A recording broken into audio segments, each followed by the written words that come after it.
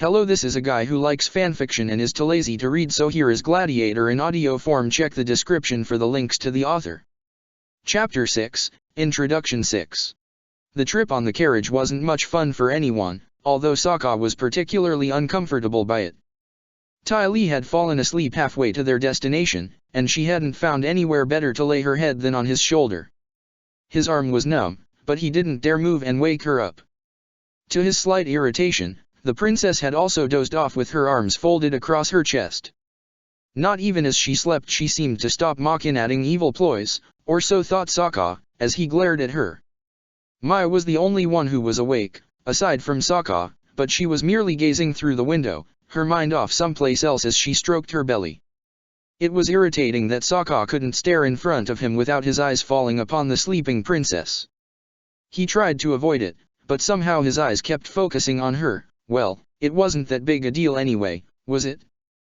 The only other conscious person in the carriage hardly seemed to remember he was there, so it wasn't as if she would judge him for looking at the princess. Truth to be told, he had been unfair earlier. It did seem like she stopped thinking about cruel plots when she was asleep, at the very least. Right now she looked somehow calm, at ease, though maybe she wasn't. The arms crossed across her chest were proof of her aloofness. She seemed to be isolating herself from the rest of the world somehow. Sokka wondered if her friends were aware of the problems that troubled her, or if she had kept those matters secret even from them. Why did she need him so badly? Why him and not some superior fighter? He wasn't that great a gladiator, he had no doubts about it, and also, why did she want him to become the top gladiator of the superior league? It made no sense no matter how he tried to think about it. What secrets did this woman hold behind those tightly closed amber eyes? The carriage came to a halt suddenly, forcing him to come back to reality and to stop trying to unravel Angela's secrets. The brusque halt made him notice his eyes had been intent on studying the princess without his awareness. Both the sleeping girls had woken up by their stop, and to Sokka's relief, Ty Lee finally got off his shoulder, letting him massage it in an attempt to get the blood circulating through his arm again. Angela's eyelids fluttered open and Sokka could see her pupils were trying to get adjusted to the light as she blinked and rubbed her eyes with her hands. "Had a nice nap?" he asked her, smirking slightly. Angela hadn't intended to fall asleep at all, but she hadn't been able to help herself. All conversations had dwindled and died down after a while, and the movements of the carriage had lulled her into a light slumber. To think the slave in front of her had witnessed her sleeping face, a mild blush showed up on her face as she glared at him. "Sure I did," said Ty Lee, smiling. Sokka raised an eyebrow, wondering if he hadn't made it clear he was talking to the princess. Good to know," he muttered, smiling a little. "Why did we stop?" The carriage door swung open then. The driver held the door's handle on his hand as he bowed and stated. "We have arrived to Lady Ty Lee's home," he stated. "We're at the capital already," mumbled Angela. "That was fast, or maybe I slept too much." "The second option sounds more accurate," said Mai, smirking a little. "Well, this is my stop," said Ty Lee. "I'll see you girls next week. I hope we won't have to ride across the country again by then." "We probably won't have to," said Angela, still drowsy. "And you?" said Ty Lee, smiling kindly at Sokka. "I hope things go well for you. I might catch one of your matches someday, maybe. See you." Sokka had half expected Ty Lee to throw some insinuation at him, or at least to wink towards him.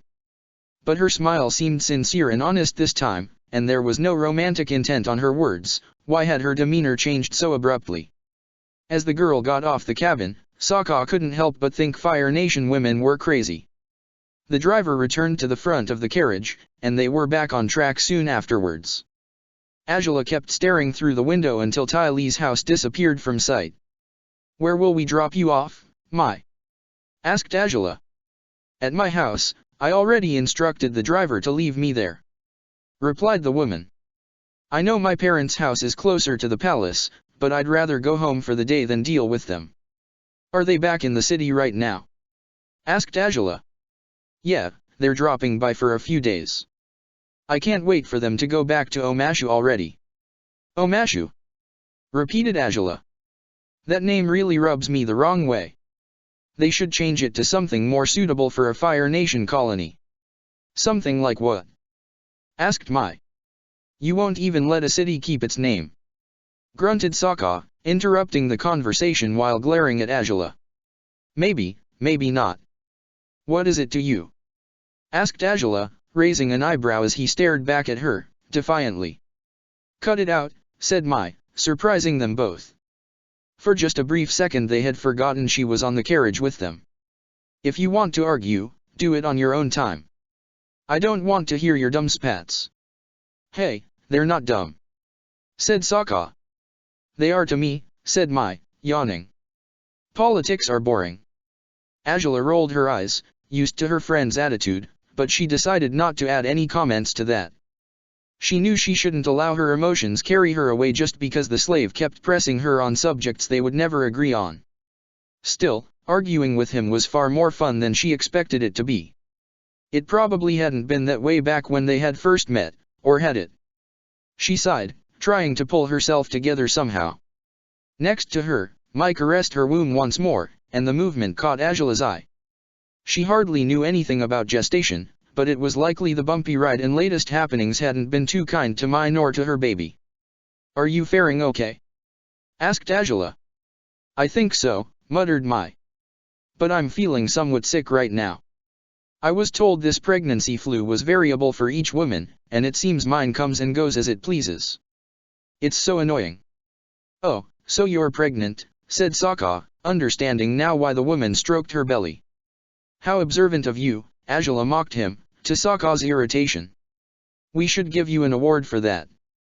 Hey. Quit being so. Started Sokka, but the carriage stopped again, interrupting whatever he was about to yell at Azula. The driver opened the door again as he announced they had arrived at Mai's home. She had never been more relieved to see to her house. Good, I can finally leave you two to your pointless quarrels, she said, smiling slightly. I'll see you both around. I might watch a few of your fights, Gladiator. It wouldn't hurt to see how you fare against professional fighters. And Azula, good luck. Good luck? Asked Azula, raising an eyebrow. If you don't know what I mean just yet, you'll probably find out eventually, said Mai, giving the princess a frightening smirk. As commoners say, hang in there. What are you talking about, Mai? Asked Azula, but her friend stepped down from the carriage, chuckling. The driver returned to the front after closing the door, and Azula kept glaring at Mai until the girl entered her house and was blocked from sight. You have weird friends, I'd say, muttered Sokka. They're really odd indeed, said Azula. Though I normally understand what Mai's trying to say when she acts enigmatically. Ah, she's just playing you, don't sweat it, said Sokka, shrugging. It's the same thing you've done with me, isn't it? I don't know. It's Mai we're talking about, she's not the type to do those things, mumbled Azula, crossing her arms and legs as she pondered the meaning of Mai's words. Still, I have to say they don't really come off as the type of people I'd expected to see hanging with you, said Sokka. You don't seem to have very compatible personalities, I think. I don't know any of you well enough to say anything for certain, but the little I know makes me wonder how on earth you became friends in the first place. I won't deny we're very different from each other, muttered Azula. We met when we were very young, at the Fire Nation Royal Academy for Girls. I instantly seized everyone's attention, since I was the current Fire Lord's granddaughter, but I didn't want a group of moping idiots following me everywhere just because I was a princess. So I was as harsh as I could be towards every single girl at school, pushing them away, and only 2 of them stuck by me despite it all. I would always reduce Ty Lee to tears with my words or my fire, but oddly enough, she'd always come back with a smile on her face. As for Mai, she never cared for what I said and she had quite a crush on my brother, so, by the end of it, they were the only 2 girls I ever befriended. Doesn't sound much like friendship to me. Muttered Sokka, grimacing. Sounds like Ty Lee is a masochist and Mai was using you to get to your brother. If she had been, she would have no obligation to spend time with me anymore, said Azula. My brother has been gone for almost 10 years, give or take, and Mai married another man. If she was my friend just so she could spend more time with Zuko, she would have no reason to keep me company by now. Huh. I see, said Sokka. There are other things that keep us together anyways, said Azula. But I don't see why I should tell you anything else. You already know more than enough about it. Gee, so secretive, muttered Sokka. I hope you know I'm curious by nature, so if you hide too many things it'll be hard for me not to go looking into them. Well, if that ever happens you just have to remind yourself of who you're dealing with, said Azula, smirking. I thought you hated me so much that being under my service revolted you, yet now you want to know more about me. Sokka blinked blankly and nodded. Yeah, you're right. I forgot who I was talking to. Azula chuckled and shook her head, staring out through the window again. Several people halted the happenings of their daily lives just to stare in awe at the magnificent carriage. Azula rather enjoyed the attention. But, can I ask what's your brother's story? Asked Sokka, and her satisfied expression vanished immediately. She narrowed her eyes and stared at Sokka with slight irritation, but Sokka, despite starting to regret asking the question, didn't waver. My brother was banished, she said, curtly. My father was ashamed of him and sent him on a quest so that he could learn the true meaning of honor as he attempted to accomplish my father's orders. Huh, said Sokka. You seem awfully troubled by it, is it because you miss him? Azula laughed and stared at him in disbelief. Miss him? Who do you take me for? She asked, making Sokka frown. I just thought, well, I miss my sister a lot, he said. And I haven't seen her in 2 years. I just thought maybe you felt the same way about your brother. My life is far better without my brother in it, said Azula, and Sokka glared at her. Your heart is made of ice, isn't it? Asked Sokka. Sounds like a contradiction, a firebender with a heart of ice, said Azula, smirking. Is your heart a piece of burning coal even though you're a snow savage, then? My heart is a common, regular human heart, said Sokka. I don't know what's wrong with yours, though. I bet you have ice flowing through your veins too. You're really mean. To think you don't miss your brother even in the slightest. You don't understand anything about me or him, said Azula. So you have no right to judge me. There it is, the girl of the mysteries. Said Sokka with a dramatic sigh. Well, whatever. I don't even know why I'm bothering to ask all these things.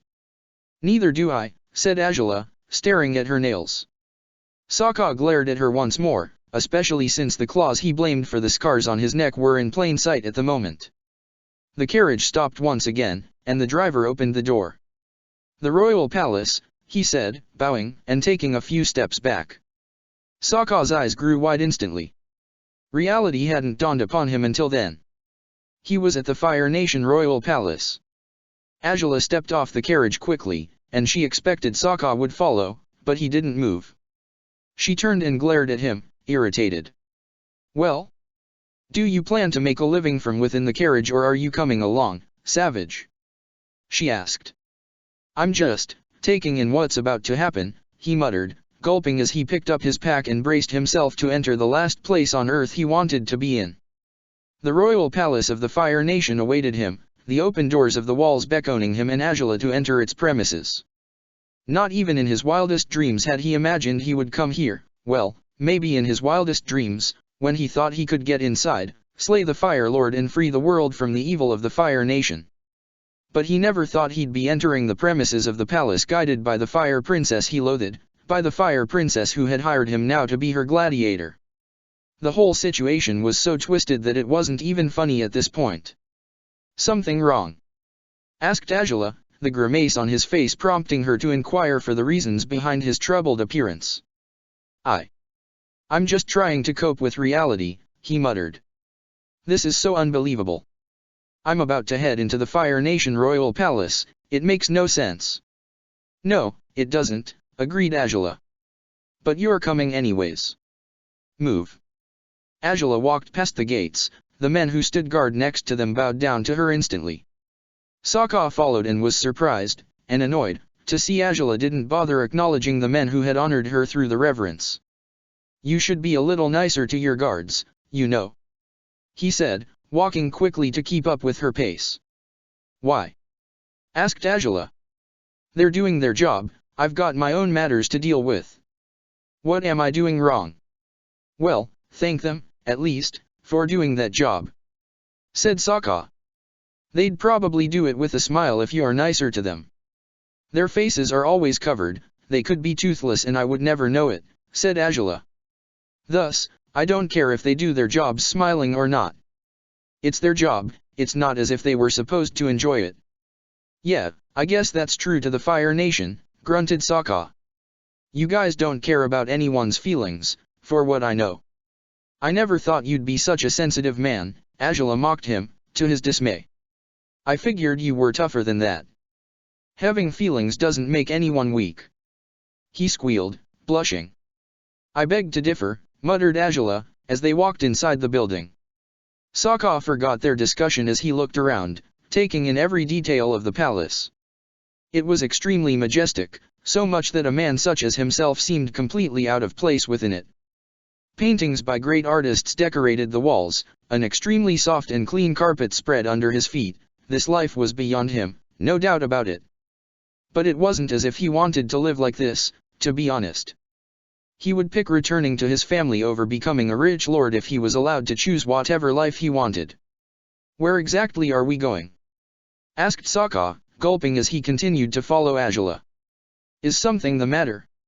She inquired, raising an eyebrow. Let's just say I feel extremely uncomfortable here, he muttered.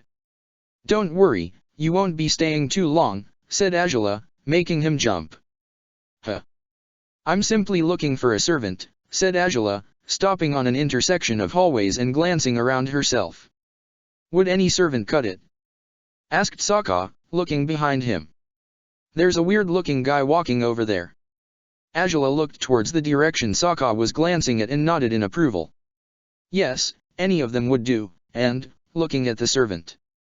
Jen, I need of your services immediately.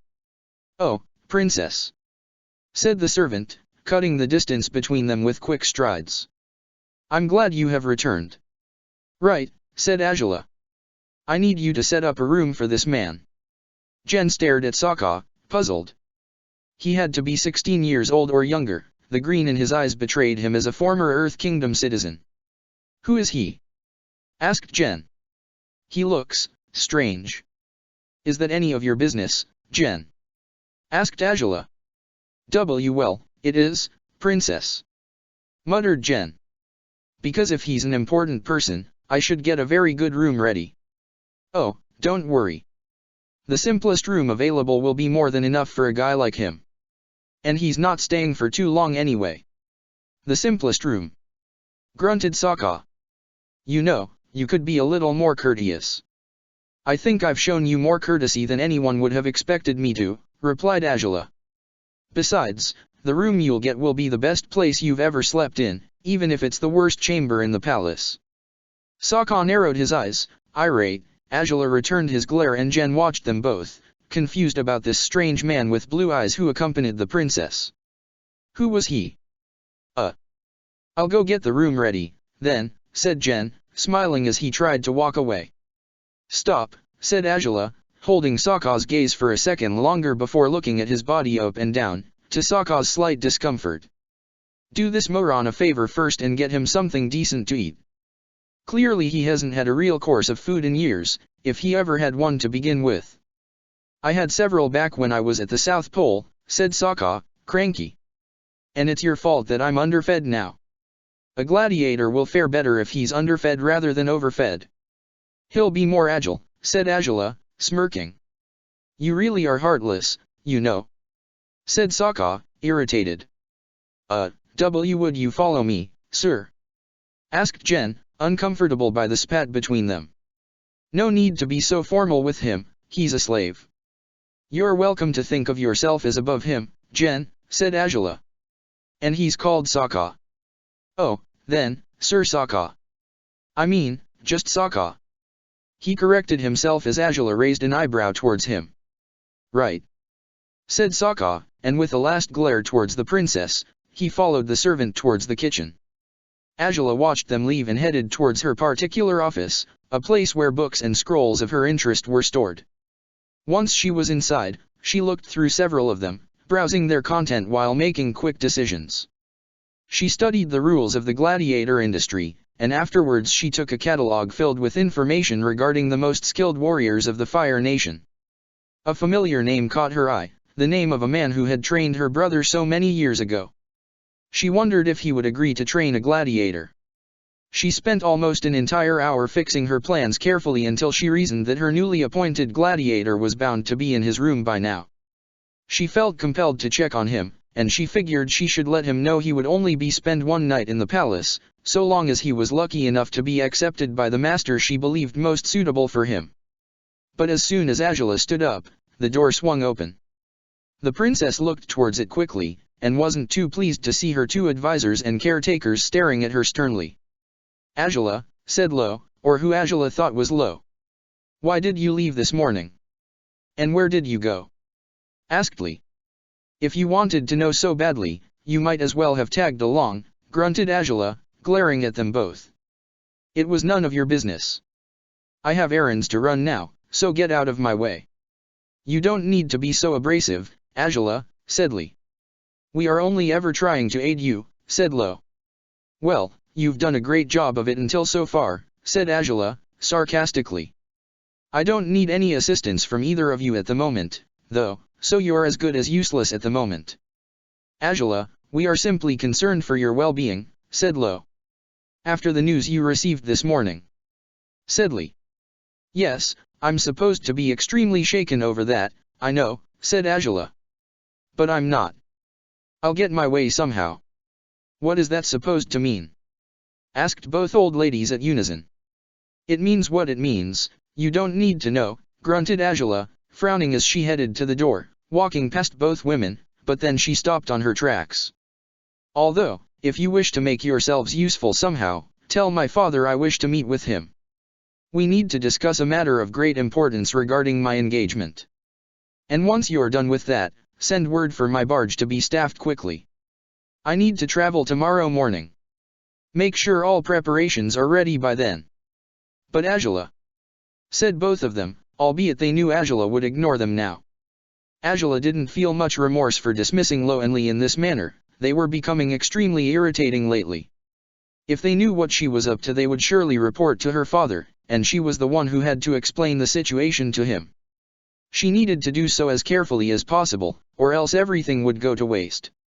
Lo and Li used to be her most trusted advisors, the people she turned to every time she needed help. They were her firebending mentors as well, despite not being benders themselves.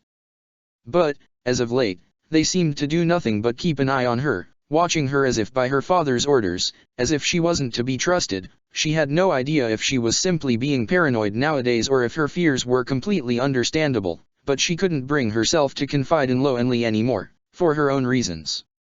She walked down one of the most secluded hallways of the palace and headed towards a room with a half-open door, the plain chamber she had instructed Jen to set up for Sokka. She didn't know if the gladiator was finished eating yet, but she realized he was when she peeked inside the room and saw him spreading the contents of his filthy bag on the mattress. The delicate sheets were now covered with dirt, weapons, and a handful of worn-out clothes that contrasted clearly with the neat room. "You're about as subtle as a Komodo rhino," Angela said, her eyebrows rose. Sokka hadn't noticed she was at the threshold of the room and he jumped instantly, his knife in his hand. "Don't sneak up on me, will you?" he yelled, irritated. "You should be a better listener," she said, smirking. "A good warrior would have heard me approach." Yeah, very funny," he replied. "You don't seem to have many clothes," said Angela, walking towards the bed and picking up what she thought was a shirt, or was it? She couldn't even tell. Sokka snatched it away with a small pout. "Well, what did you expect?" he grunted. "It's not as if I had the privilege to go out shopping if I wanted to." "You'd like to go shopping?" asked Angela, raising an eyebrow. "Not a very manly thing to do, if you ask me." Sokka flushed and glared at her, wondering why he had been charged with this form of divine punishment. He had always thought the universe hated him, but this was the final straw. "I'm manly enough not to beat you up for that comment, how's that?" "Gee, such a gentleman," Angela mocked him. Sokka rolled his eyes and decided to ignore her presence for as long as he could. He set his club next to the bedside table and his boomerang and knife atop it, just in case he had to be at the ready. But when he was about to place his bomb bag inside a drawer, Angela stopped him. "Don't get too cozy. As I said, you won't be staying here long." "Huh? You plan to kick me out at some point?" asked Sokka, glaring at Angela. "Not exactly," said Angela. "I plan on having you move somewhere specific once I've found the right master for you." "Oh, huh?" asked Sokka. "Why not make the master move here? Surely you could pull some strings." "The man I have in mind lives in a faraway island," muttered Angela. "He wouldn't move here no matter the circumstances. Also, he's extremely picky about his students. Make sure not to come off as an inept savage, understood?" "He's picky," said Sokka, raising an eyebrow. "And what are we going to do if he says he won't teach me? He's the best sword master around, but if it comes to that, we can always resort to the second best, lesser as he might be," said Angela, shrugging. Sokka's eyes grew wide in surprise at hearing what his possible master's specialization was. "Sword master, you said?" he repeated. "I'll be taught how to use a sword. You didn't expect to keep fighting with your primitive tools forever, did you?" asked Angela, smirking. "You need to upgrade your skills. As you are right now, even the worst of the professional gladiators would take you out." "Yeah, I had already thought so, but you insisted on having me as your gladiator," muttered Sokka. "You should have thought about how low my level was before hiring me, you know." "Oh, I'm afraid you must be right," said Angela, dramatically. "I guess I should kick you out right now and find someone else. Is that okay with you?" Sokka winced and stared at her with irritation. "And no. Then quit complaining," said Angela. Sokka rolled his eyes again and nodded. Fine, whatever you say," he grunted. "Why are you here anyway?"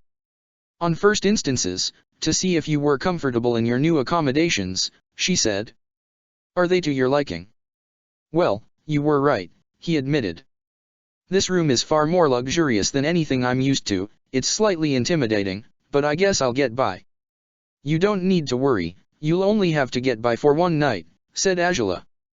"We'll depart to find your master tomorrow morning." "Tomorrow?" asked Sokka, surprised. "Oh, okay. I guess that's better than staying here anyways, this place freaks me out." "You should stroll down the royal gallery," said Angela, smirking. "My brother was terrified of that place, if I remember correctly, and he was used to the life in the palace. You definitely should go there sometime." I'll pass on that, thank you very much," said Sokka, yawning. "Well, this has been the weirdest day of my life, hands down. I'm just waiting for something to happen so that I wake up and discover everything's been a dream." "I'm surprised you think of it as a dream rather than a nightmare," said Angela, smiling. "Well, there's weird stuff in dreams too," said Sokka. "And you're the weirdest of it all." "I'll take that as a compliment, Blue Wolf," said Angela, smirking. "Will you keep using that name in the Superior League?" "Sure, why not?" said Sokka, shrugging. "Well, it's been fun chatting and all, but I think I'll jump into bed right now, if you don't mind." Angela grimaced and shook her head. "I do mind, you shouldn't go to sleep yet, take a bath first. You're filthy and so are your clothes." "Hey. I washed myself and my clothes back when I was at Huiyi, just before you showed up," yelled Sokka. "May I remind you that you're a wolf?" said Angela. "If you dump water on a filthy wolf, the stench only gets worse." Sokka frowned and sniffed his armpits. Either he was too used to his odor or the Fire Nation princess had extremely delicate senses. "You've probably spent ages without a proper bath, well, if you ever took one, that is," said Angela, shrugging and making Sokka glare at her again. "So go take one. There's a good bathroom 2 doors down." "How would you know if I've taken a proper bath or not?" he grunted. "It looks like you haven't, judging by where you came from and where you've spent the last 2 years of your life," said Angela. "You probably don't even know how to use soap." "Well, seeing as how you're being so awfully insistent about me taking a bath, I'm guessing you want to be the one to teach me how to use it," he said, winking at her. He was amazed to see her blush intensely as she stared at him in dismay, disbelief, and anger. "What on earth are you implying, you disgusting savage? Are you stupid? I'm implying you want to take a bath with me, of course." He chuckled as he walked to the door. Angela's glare followed him closely as she blushed even more. "Okay, relax, girl. I was only joking. Although seeing you get flustered like this proves you're not really heartless, seems like you're capable of emotions, all right," he said, patting her on the head as he passed by next to her. "See you around, princess." Her title seemed to lose all dignity when he was the one uttering it, and Angela couldn't help but feel outraged at the thought. How dared he speak to her in such manner? If anyone seemed keen to take an accompanied bath it was him, not her. She never mentioned such a ridiculous idea. He was truly a pervert, wasn't he? Back when they met he had been talking about her blue fire, and now he wanted to bathe with her. She found herself even more flustered when she saw him take off his shirt as he walked towards the room she had signaled at him.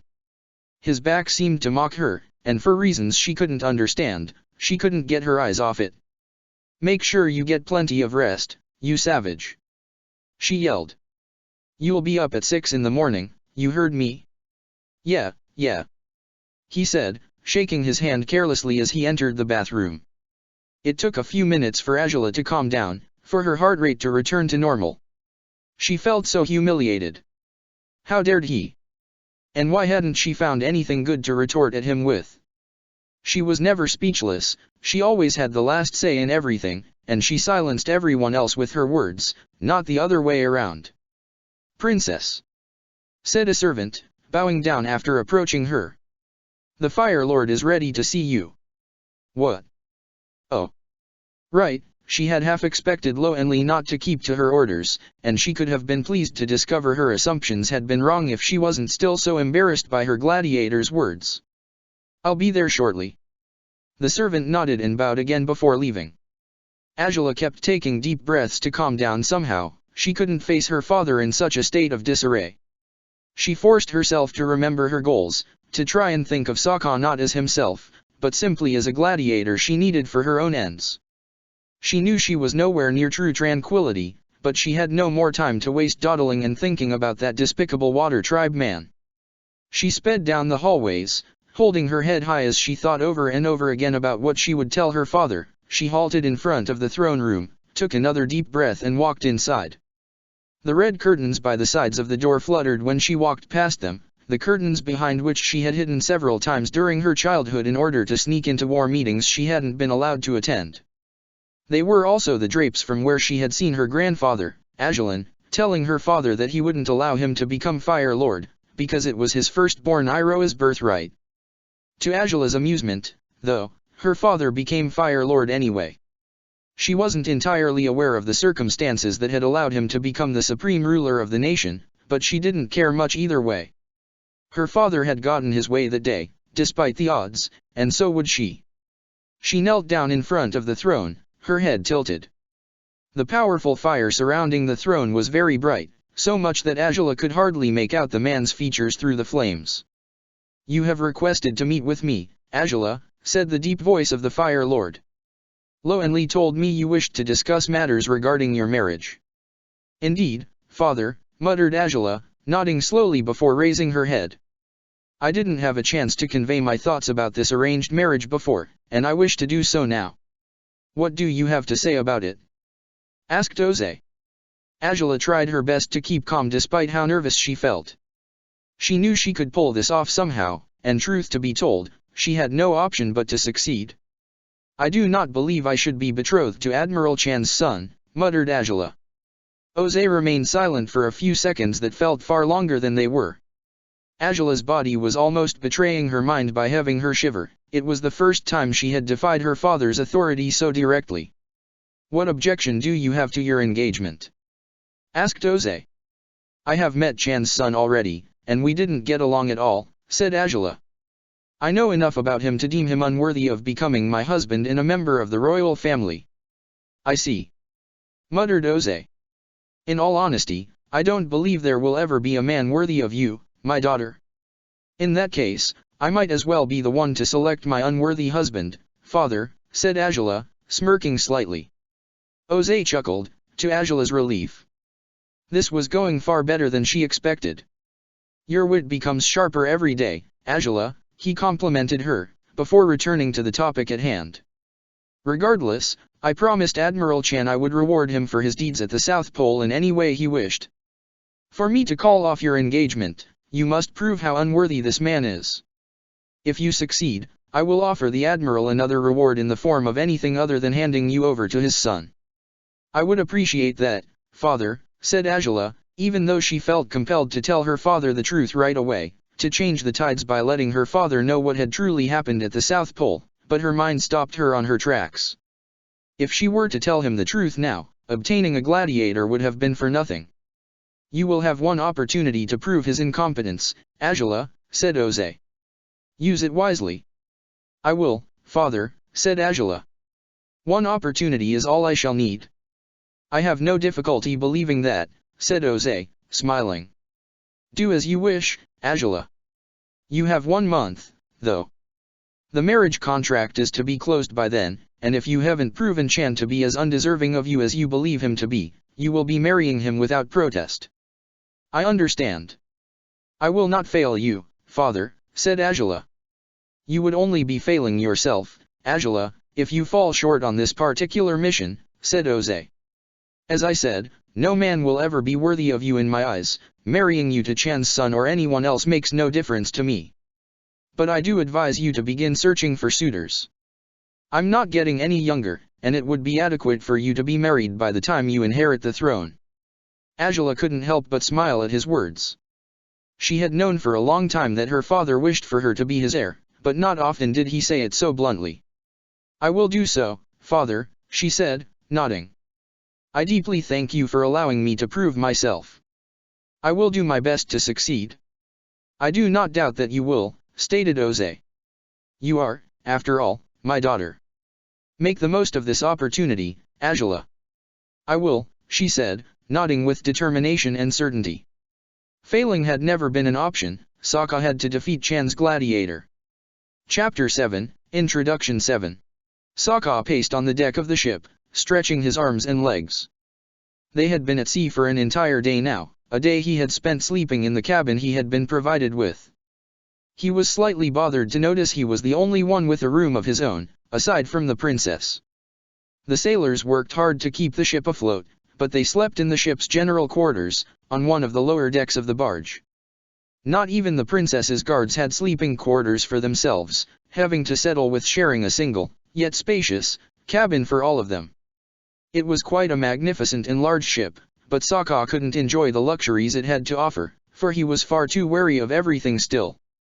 He couldn't remember accurately what had happened to him after being captured by the princess, for he had spent most the journey to the Fire Nation blacking out from the pain and coming back to his senses briefly before dropping unconscious again.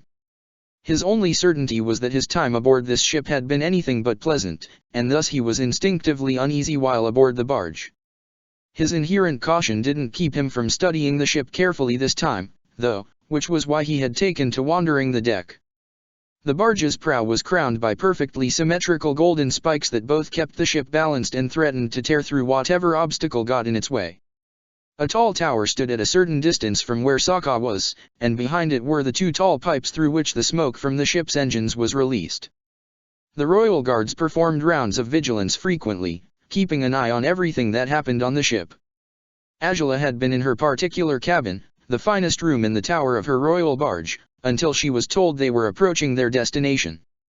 She had headed towards the main deck upon those tidings, and she had spent the last miles of the voyage resting on the very same throne she had sat on when she had arrived to the South Pole.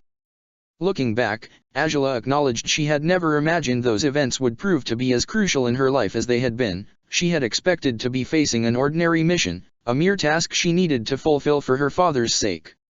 And she had been proven wrong on her assumptions by the foolish peasant that had been walking on the deck of her barge for a while now. Having fun? She asked him when he passed near her. Sokka gave her one of his typical glares. Why do you ask? He grunted. I figured you were enjoying yourself this time, she said, staring at her nails.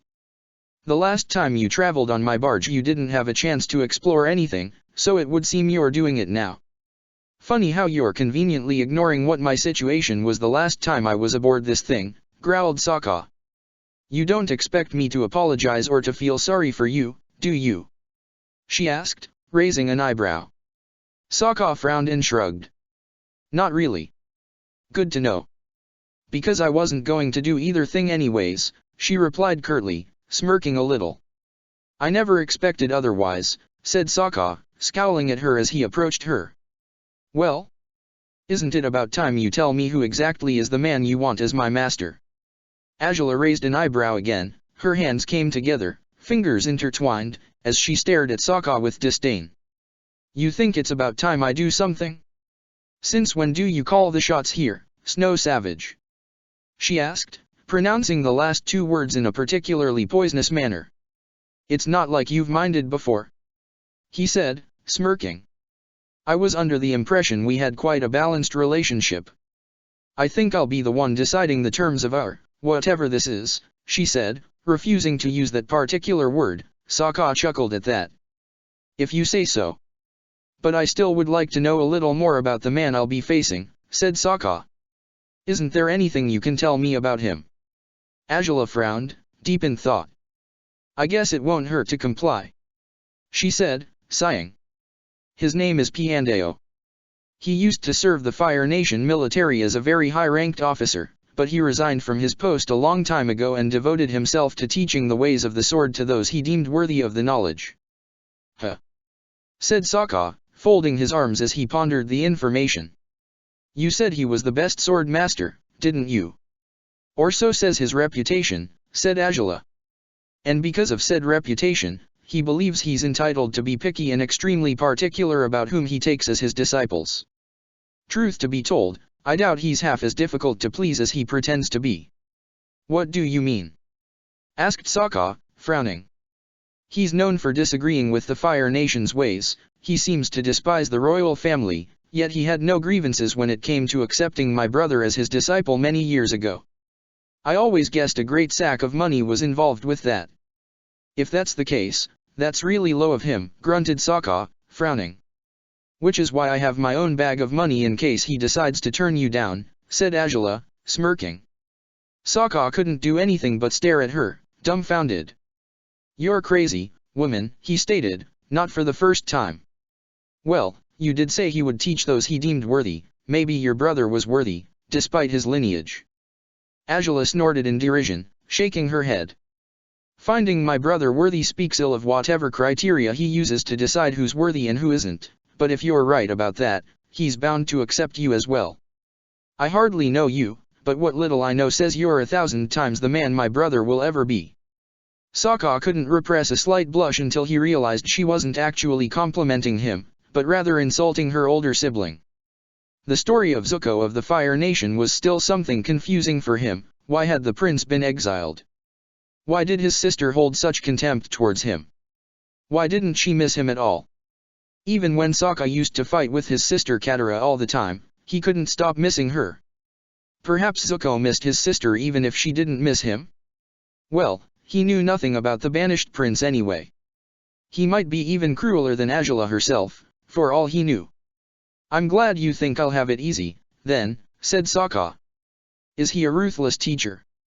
I wouldn't know, said Azula, her eyes grew colder at his inquiry. Why? Because he was never my master. Sokka stared at her, surprised, and then he smirked cruelly. Hee, I think someone was found unworthy. The sudden change in Azula's facade surprised him. She didn't shift, she didn't move, she simply closed her eyes. But Sokka found himself regretting what he said instantly. He had no clue of what he was talking about, that much was clear. Hey, don't be so mad, I was just joking. He mumbled, troubled. It surprises me you think I could be found unworthy at all, Azula muttered, her voice trembling slightly. Was she angry, or was she sad? Sokka couldn't tell at all.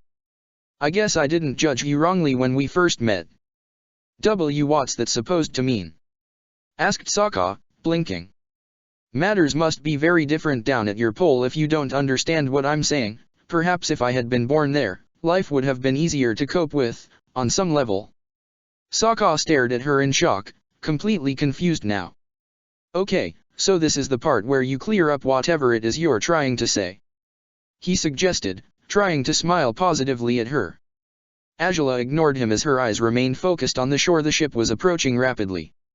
We are getting close to Shujing, she stated, disappointing Sokka. Hey! Don't change the subject, he squeaked. Didn't you wish to know more about Piandao? Asked Angela, standing up. Well, you're about to meet him at last. You'll be able to come to your conclusions about him now. But, he said, yet she ignored his protests as she approached the edge of the ship. As soon as the barge was docked and the ramp was lowered, Angela climbed it down with steady footing. Sokka followed her, still worried about her reaction after what he had said previously, but they were stopped by a sudden call from the ship's captain. Princess. What are you doing? He called, staring at her in disbelief. What does it look like I'm doing? She asked, turning towards him, sternly. I'm heading towards my destination, obviously enough. But you shouldn't go on foot, exclaimed the man. The palanquin will be ready shortly, just wait for a little. There's a very steep climb ahead of us, said Angela. I don't trust the weak palanquin bearers I've been provided with to lift me and bring me all the way to Piandao's home. They might even have me fall to the ground if one of them loses his footing. It's less risky for me to walk. But Princess. My decision is final, Captain. I will have half the royal guards come with me, the rest of them and the crew will stay on this ship, declared Angela. The princess resumed her strides. Sokka followed her without a word when he realized she wouldn't wait for the guards. Angela led the way uphill from the dock through the established path that led to the small town up ahead. Sokka looked at her with curiosity, for she had refused to take a palanquin when this road seemed a bit too rough for a princess to walk through. Why didn't you ride the palanquin? He asked, speeding up to keep up with her, and so that the guards behind him wouldn't overhear their conversation. Angela studied him for a second before answering his question. I think I already told you Piandao has a very low image of the royal family. Showing up on his doorstep clad in honors, despite how well deserved they might be, could ruin our cause completely. I'm doing this mostly for your sake, so you'd better be grateful. I just hope it's really worth the bother, said Sokka, stretching his arms. Also, walking is a good form of exercise, said Angela. You'd better have enough stamina to make it through the whole hike. I don't think I'll disappoint you on that, replied the gladiator. They continued in silence for a few more minutes, but Sokka wouldn't stop eyeing her with curiosity and concern. Just how upset was she after his stupid statement? What was so upsetting about it anyways? He was certain that the nature of their relationship, whatever it was, allowed him to annoy her and vice versa. Are you mad? He finally asked, staring at her with slight guilt. Angela frowned and turned to him, surprised. I'll answer you with another question, since when do you care if I'm mad or not? Sokka was taken aback by her inquiry, and he stopped on his tracks. What was wrong with him? Why was he asking something so strange? What did it matter to him if she was mad or not? I. He mumbled, troubled. You are a very unusual man, that much is obvious, said Angela, smirking. I'll assume you are only concerned since you fear retribution at some point if you anger me, and you'll pay if you ever offend me, don't misunderstand. But what you said back then didn't infuriate me, if you truly need to know. Right, muttered Sokka, still eyeing Angela with slight concern. Did she really mean that? Well, now you can stop focusing on me and look around you, said Angela, and Sokka obeyed her, looking at the island with interest. You'll probably be trained by Piandao on these very terrains. It will be better for you to start familiarizing with them right away. Good idea. Sokka complied, and he halted on his footsteps when he spotted something that stood out amongst the green fields around him. What's that? Angela stopped too and stared in the direction Sokka was pointing towards. A black rock surrounded by severely damaged ground stood a few yards away from where they were walking. Angela took in the scene and continued walking, shrugging. I don't know. I'd never seen anything like that before. Sokka stared at the stone with interest for a few seconds, wondering why such an uncanny rock stood in the middle on this island, atop a patch of blackened earth, but he was quick to forget about it as he sprinted to catch up with Azula. Before he knew it, they were a few yards away the town. He smiled at the thought of heading into the town, wondering if he might get something to drink since he was rather thirsty, but Azula suddenly grabbed the neck of his shirt and pulled him away from the main road that led inside the town. "What are you doing? What's your fixation with my neck, woman?" he yelled. "Do you want to give me a new set of scars?" "Sounds like a fun idea, but we can leave that for another occasion," she said, smirking as he glared at her. "I don't want to head into the town. It'll cause a ruckus I'd rather avoid if the princess is spotted by the townsfolk." "Huh?" asked Sokka, surprised. "Why's that?" "Rumors would spread about me heading into Piandeo's home," said Azula. "And I wish to avoid being the subject of chatter if possible. I don't want anyone knowing I'm up to something with a gladiator until you enter your first fight." "Why?" asked Sokka again, but Azula didn't answer by doing anything but dragging him, still by the neck, to walk by the surroundings of the town. "You can let go of me now, you know." Azula smiled slightly, but she complied and released him. Sokka fixed his appearance, still scowling at the princess, and he looked around, thoughtful. "You said you don't want to walk into town, so where exactly does this Piandeo guy live, then?"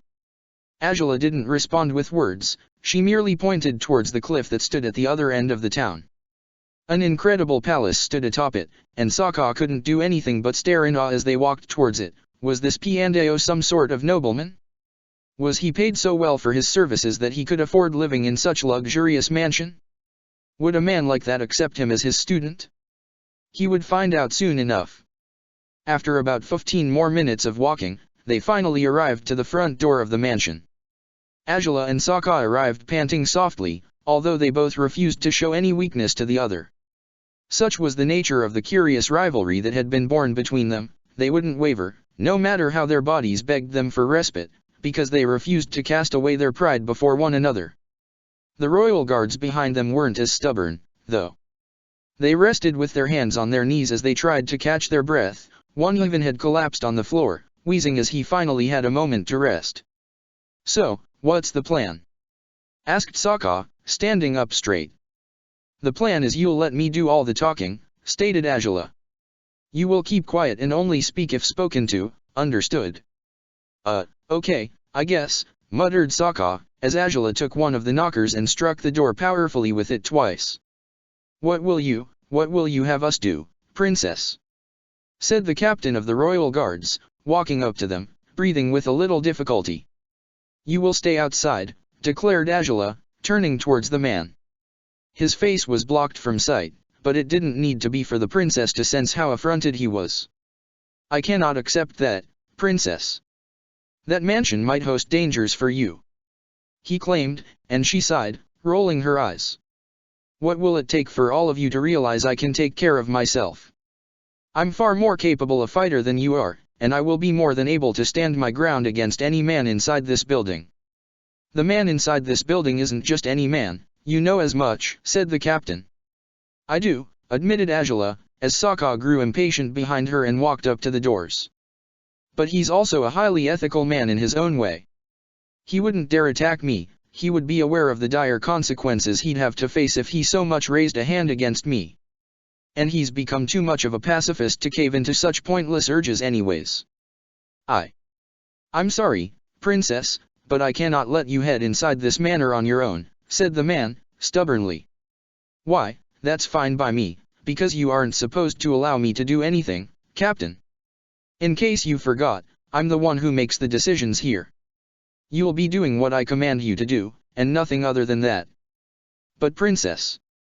The captain would have continued to argue with the princess, if only a frantic banging behind him hadn't interrupted their conversation. Azula jumped and turned around, and she was shocked to see her gladiator striking the doors in front of him with savage force, both knockers at the time, with a very dumb look on his face as he gritted his teeth. "What do you think you're doing, you idiot?" yelled Azula, forgetting completely about her captain. Sokka blinked and turned towards her, still holding the knockers. No one was coming, so I thought maybe they didn't hear when you knocked," he said, innocently. "Did you see the size of that mansion?" yelled Angela. "It's so big it would take ages for whoever's inside to come open up." "That's true, but it's so big it's likely they didn't even hear your weak knocking," he squealed, stubbornly. "And so you decided to strike the doors like a madman instead? That's truly the plan of a genius. Curse it, you've already made a fool of yourself and the rest of us as well by demonstrating how uncivilized you are," she yelled. "Oh, come on," said Sokka, rolling his eyes. "I don't think the big master will refuse to teach me just because I was knocking like." Sokka was interrupted when one of the twin doors swung inwards. He was still holding onto the knocker and he squealed as he almost fell to the floor, struggling to maintain his balance. He stumbled. Once he had regained his footing he saw the shoes of the man who had opened the door.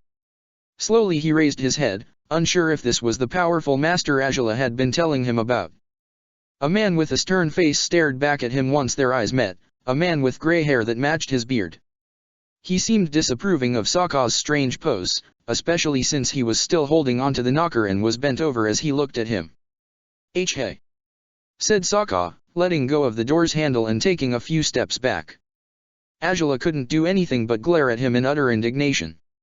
How had he dared do something so foolish? "State your business," said the man, with a bored voice tone. "I wish to have a word with Master Piandeo," said Angela, stepping forward. Angela didn't remember this man from her previous visit to this castle, but she wasn't the type to recall the faces or names of people she found inconsequential. The man seemed to analyze her quickly. The ornamental hairpiece on her head was quick to give away her identity as the Fire Lord's daughter and current heir to the throne. "What do you wish to ask of him?" the man inquired. "I wish to request for him to train this man," said Angela, pointing at Sokka. She also glared at Sokka when she turned towards him, telling him with her eyes to abide by the commands she had already given him or he'd face dire consequences. The man at the door raised an eyebrow, probably certain his master wouldn't accept such a sloppy student, but he welcomed them into the house regardless. Angela glared at her guard's captain one last time, making him freeze on the spot where he stood, and she entered the premises of Piandeo's home followed closely by a nervous Sokka, who only started to feel tense as they walked through the house's garden. Would he really be up to the sword master's standards? "Are you faring all right?" asked Angela, without looking at him. I guess. "I'm sorry for what I did," he muttered. "I'm not very patient." "You'll learn to be with Piandeo, if he accepts to teach you," said Angela. "And you'd better learn everything he attempts to lecture you in, no matter what it is." "I don't believe my brother grasped every bit of knowledge Piandeo laid out for him. If he had, he probably wouldn't have been banished at all." "Huh," said Sokka. "Well, I think I'm a good learner, so if he takes me I think I can pull it off." "Good to know you're confident," said Angela, as their guide walked inside the main building. They remained silent for the rest of the stroll. After a few minutes of walking, they finally reached a wide and handsome room where a man sat in front of a table, a brush in one hand as he held his sleeve up with the other. He didn't show any signs of having noticed their arrival. Angela stepped forward. "I am pleased to see you're doing well, Master Piandeo." Piandeo moved swiftly, the brush in his hand, finishing his calligraphy with a flutter without paying much heed to Angela's statement. He settled the brush down carefully, as to avoid dripping any ink on the desk, and he stood up, bowing curtly in Angela's direction. "I am very surprised to find myself facing the Fire Lord's daughter once again," he replied. "You were barely a toddler the last time I saw you, if I recall correctly." Sokka couldn't help but frown at those words as his imagination took flight. What had Angela been like as a baby? He could picture with ease a tiny, chubby child with a frown on her brow, her golden eyes gleaming with malice as she unleashed blue flames through her small hands. "I was 5 years old at the time, Master Piandeo," Angela stated. "Old enough to begin instruction under your guidance, if only the situation had allowed it." "Indeed," said Piandeo. "You could have made a good student, perhaps, but it is a little late to grieve over what happened so many years ago. I must say, you have grown to become the spitting image of your mother, although you carry yourself in a manner that's very much like your father's." Angela flinched at the comment about her mother. her eyes blazing with fury. She was certain Piandao held a dormant despise for her family in general, but his ways to go about that contempt weren't the ones a regular man would take, Angela believed. Instead of being blunt about how he felt, he would resort to false pauses, meaning to insult her instead. Comparing her to her mother was, by far, the most offensive thing he could have done. She wanted to be nothing like her. To what do I owe, then, the pleasure of this visit? Asked Piandao, his face solemn. You instructed my brother Zuko in the way of the sword many years ago, said Angela. Back then you were considered the greatest sword master in the nation, and I believe you still bear said title to this day, don't you? Hence, I'm here to request you to take this man as your pupil, she said, extending her hand towards Sokka.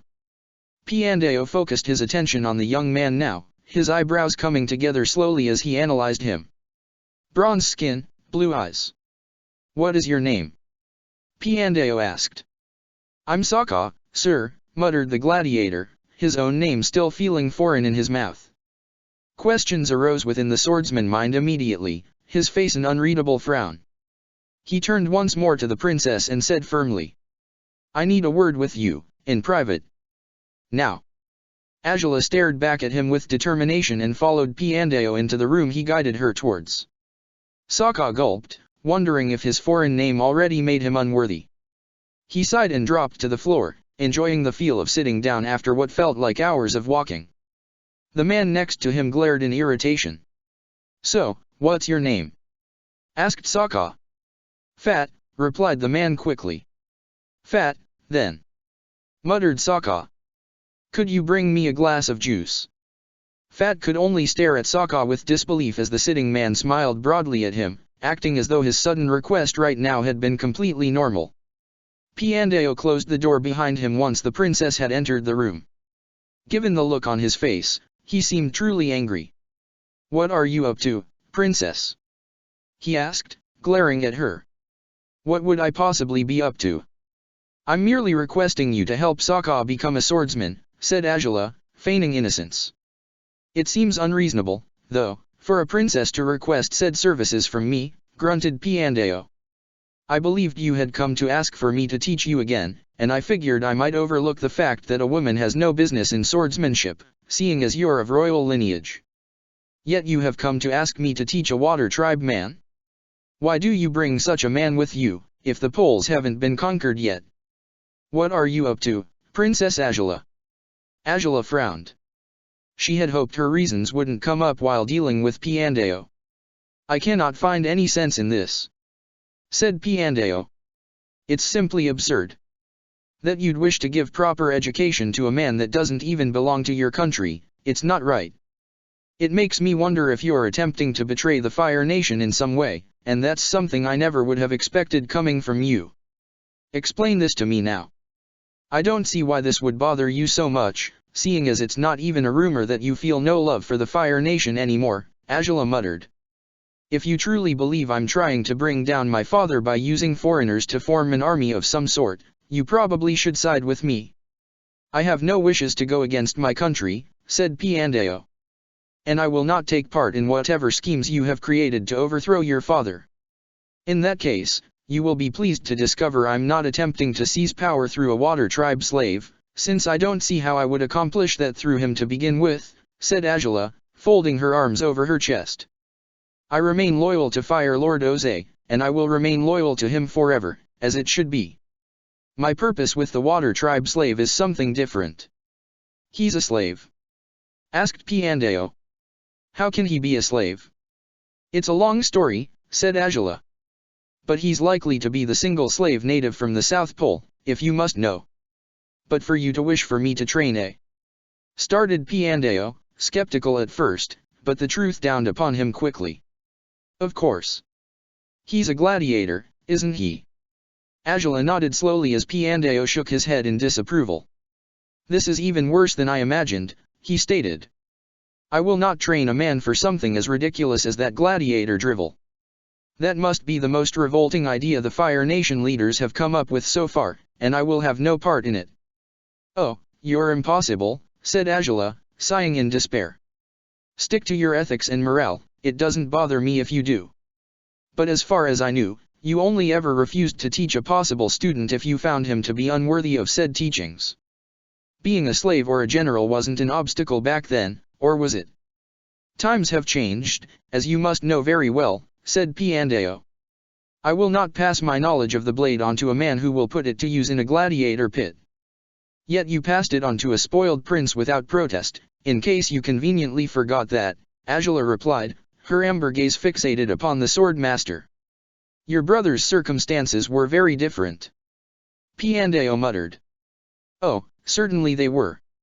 You were merely hoping your teachings would sink in so he could lead the Fire Nation in a different way after all the other men in the royal lineage had passed away, or perhaps for him to lead an insurrection of some sort in order to overthrow the Fire Lord. Piandao's face grew paler upon her last phrase. He hadn't intended for anyone to notice the underlying intentions of Prince Zuko's training, let alone a girl who was only 5 years old when he was training her brother. It's not so difficult to read through you, apparently, she said, shrugging at the shocked look in his eyes. If you want money, I'll be perfectly willing to pay for the instruction you give my gladiator. Do not make the wrong call, Master Piandao. You may not believe in the ways of the Fire Nation, but you cannot pretend to be an innocent man either. In a way, you were plotting against my father by hoping to use my brother against him. Do you wish for me to reveal said treachery to the Fire Lord? Recurring to blackmail now, I see. Muttered Piandao. I wouldn't have done it if you kept to the principles you boast so much about in the first place, said Angela, matter-of-factly. Don't speak about my principles as if you understood the next thing about them, grunted Piandao. It is true I understand nothing, because I used to believe you would accept teaching anyone who proved to be worthy, said Angela. If you find my gladiator to be unworthy of your teachings, I will leave and seek another master for him. But if you find him worthy, you will teach him. You will take him as your pupil. Piandao folded his arms, thoughtful. If I find him worthy, what exactly are you expecting of me to teach him? Anything he needs to know of the way of the sword, said Angela. He will stay here, learning from you, for a few weeks as I head back to the capital. Once I settle the terms for his first combat, I shall come for him. When that fight is done, he'll be returning here again, and thus will be the procedure henceforth if you decide to take him as your student. Piandao nodded, agreeing. He hadn't enjoyed the unstable training regime he had been forced to abide by when teaching Prince Zuko.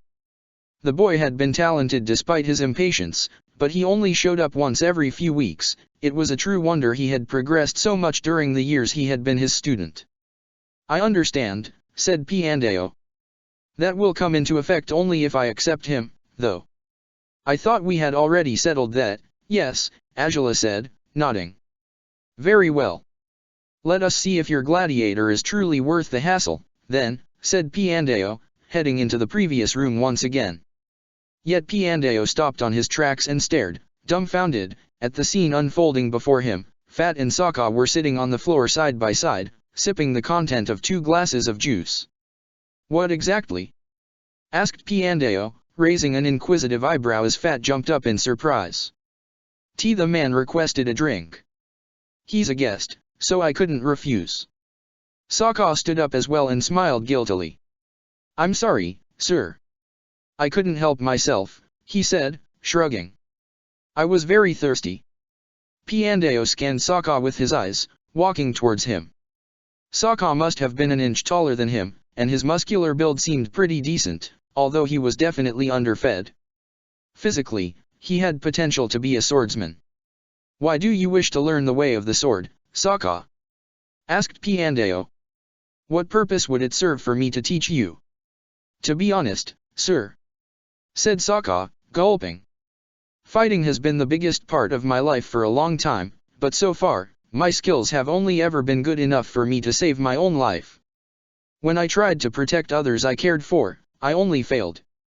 I might be wrong, but if I were to learn to use a sword, I might become strong enough to fight for those I love. I see, said Piandao, walking in circles around him. Is that mango juice? Oh, yes, sir, said Sokka, smiling slightly. At least, it's what Fat said it was. I've never had this sort of drink before. You must have had a rough time in the amateur gladiator league, asked Piandao. Were you taken there right after you left your village? Yeah, if that's what you'd call leaving. Being dragged away from my village sounds like a more accurate description of it, Sokka corrected. Piandao stopped circling him. Do you believe you are worthy of becoming my student, Sokka? Sokka stared back at the man, worried. He gulped again and lowered his gaze, unsure of himself. I don't know, sir. I might be, but it's not my call. If you don't believe I am, I wouldn't blame you for it. If you do, I'll do my best to become a better man. But, ultimately, it's not up to me. Piandao found himself smiling before he even knew it. That wicked princess had earned herself a gladiator far too good for her. He was worthy, all right. Was she worthy of him, though? That, probably, would be up to Sokka to decide someday, but meanwhile. I will train this man, he declared. Azula was so relieved she let out the breath she had no idea she had been holding, and Sokka smiled cheerfully and bowed down in front of Piandao. I will do my best to be up to your expectations, master. Azula raised an eyebrow, wondering why he wasn't so submissive when dealing with her. Well, she hardly needed to ask herself that question, truth to be told. In any case, it was more interesting to argue with him non-stop, wasn't it? What will our first lesson be, sir? Asked Sokka, beaming. Relax, Sokka, said Piandao. You clearly need to learn to be patient. Oh, right. Sorry, said Sokka, scratching the back of his head with a clumsy smile in his face. I believe the princess will be taking her leave now, won't she? Asked Piandao, turning towards Azula. Yes, I will be on my way, said Azula, and Sokka stared at her in surprise. Huh? How come? I thought you'd stay and watch every step of my training. The gladiator said, looking slightly confused. I'm very flattered to see you'll miss me, said Azula, making him wince and shake his head in denial.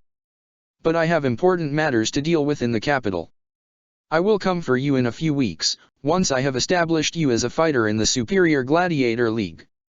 Oh, okay, said Sokka, now dreading the day Azula would return even though she wasn't even gone yet. Then I'll be free of you for a few weeks. Yes, you will be. Enjoy it while you can, Azula said, smirking. Fat, please guide the princess outside, said Piandao. Your gladiator will be well trained the next time you see him, princess. I should hope so, Azula stated. Good day, Master Piandao. Sokka watched as she followed Fat through the door. Perhaps he would miss her, if only a little bit, especially since he wanted to know what exactly had she discussed with Piandao before the man had agreed to teach him. Although, truth to be told, all her secrets stirred his curiosity so much that, if he had a chance, he wouldn't even know what to ask. Would he discover whatever she was hiding someday? Are you ready, then, for your first lesson? Asked Piandao, bringing Sokka out of his thoughts. But he could think about Azula's secrets and troubles later. Right now, he would become the apprentice of the greatest sword master in the world. He nodded enthusiastically, pushing everything else away from his mind and focusing on the matters at hand. Yes, master. Azula glanced back at the building once she was heading to the port amongst her royal guards. It was strange to think she was slightly reluctant to leave behind her gladiator. She hardly knew him yet she already felt a certain attachment towards him, something she didn't experience often. Was this the typical bond between a sponsor and gladiator? She forced herself to believe it was, although something within her was convinced of the opposite. Chapter 8, Introduction 8. The weeks Sokka spent at Piandao's house quickly became the best experience in his life so far. At first he was extremely nervous, uncertain he would live up to his master's expectations, but he had calmed down as he was given his first lessons, which he had enjoyed thoroughly despite how confusing their purpose was. His first class had been of a surprisingly academic nature, but he didn't complain about the lack of action. After 2 years of coping with violence and aggression he found he preferred to soothe his soul with words, something Piandao had taken as a very positive sign. He firmly believed that a swordsman who only sought to kill his enemies in cold blood was no true swordsman. And so, Sokka sat on his spot, listening to every word Piandao said, not only because Azula had previously advised him to do so, but because every wise word the man uttered was of intangible value. After he was done speaking, the sword master had unsheathed one of his fine originally crafted blades and performed several movements so fluently that Sokka was left to gape at him in awe. He had always thought of himself as a decent fighter, but upon witnessing his new master's prowess, he now thought his own skills were insignificant. Before Sokka could process what was happening, Piandao had clad him in a light armor and helmet. He also gave him a wooden sword so he could face against Fett in practice combat. Sokka had stared at his weapon for a while, unsure of how to use it. He guessed he ought to follow Piandao's teachings from earlier, about thinking of the sword as an extension of his body. But this didn't work out so well for Sokka, since Fett bested him quickly on the first assault. Fett probably wasn't half as powerful a swordsman as Piandao was, but he was still far more skilled than Sokka. Sokka thought this to be the natural outcome, since the first sword he had ever held was this wooden one, but regardless, he found himself attempting to thwart his opponent by analyzing his every move, perhaps locating his weak points. By the third round, Sokka had disarmed Fett, after struggling a little. Piandao was most definitely impressed. But sword fighting hadn't been the only subject of Piandao's training. Sokka was quite surprised by the unusual tasks the sword master imposed on him from day one, tasks that seemed to hold from little to no connections with the art of the blade. He followed his every command, though, no matter if he didn't understand the intentions of what Piandao was teaching him anymore. Piandao had noticed Sokka had a very agile mind, and he expected the gladiator to reach the pertinent conclusions on his own. Still, it wasn't easy for Sokka to find the relation existent between calligraphy, painting, garden rearranging, paisho, and sword fighting. Regardless, he didn't question Piandao's teachings out of respect, and the master was very pleased to have such a noble student despite his humble origins.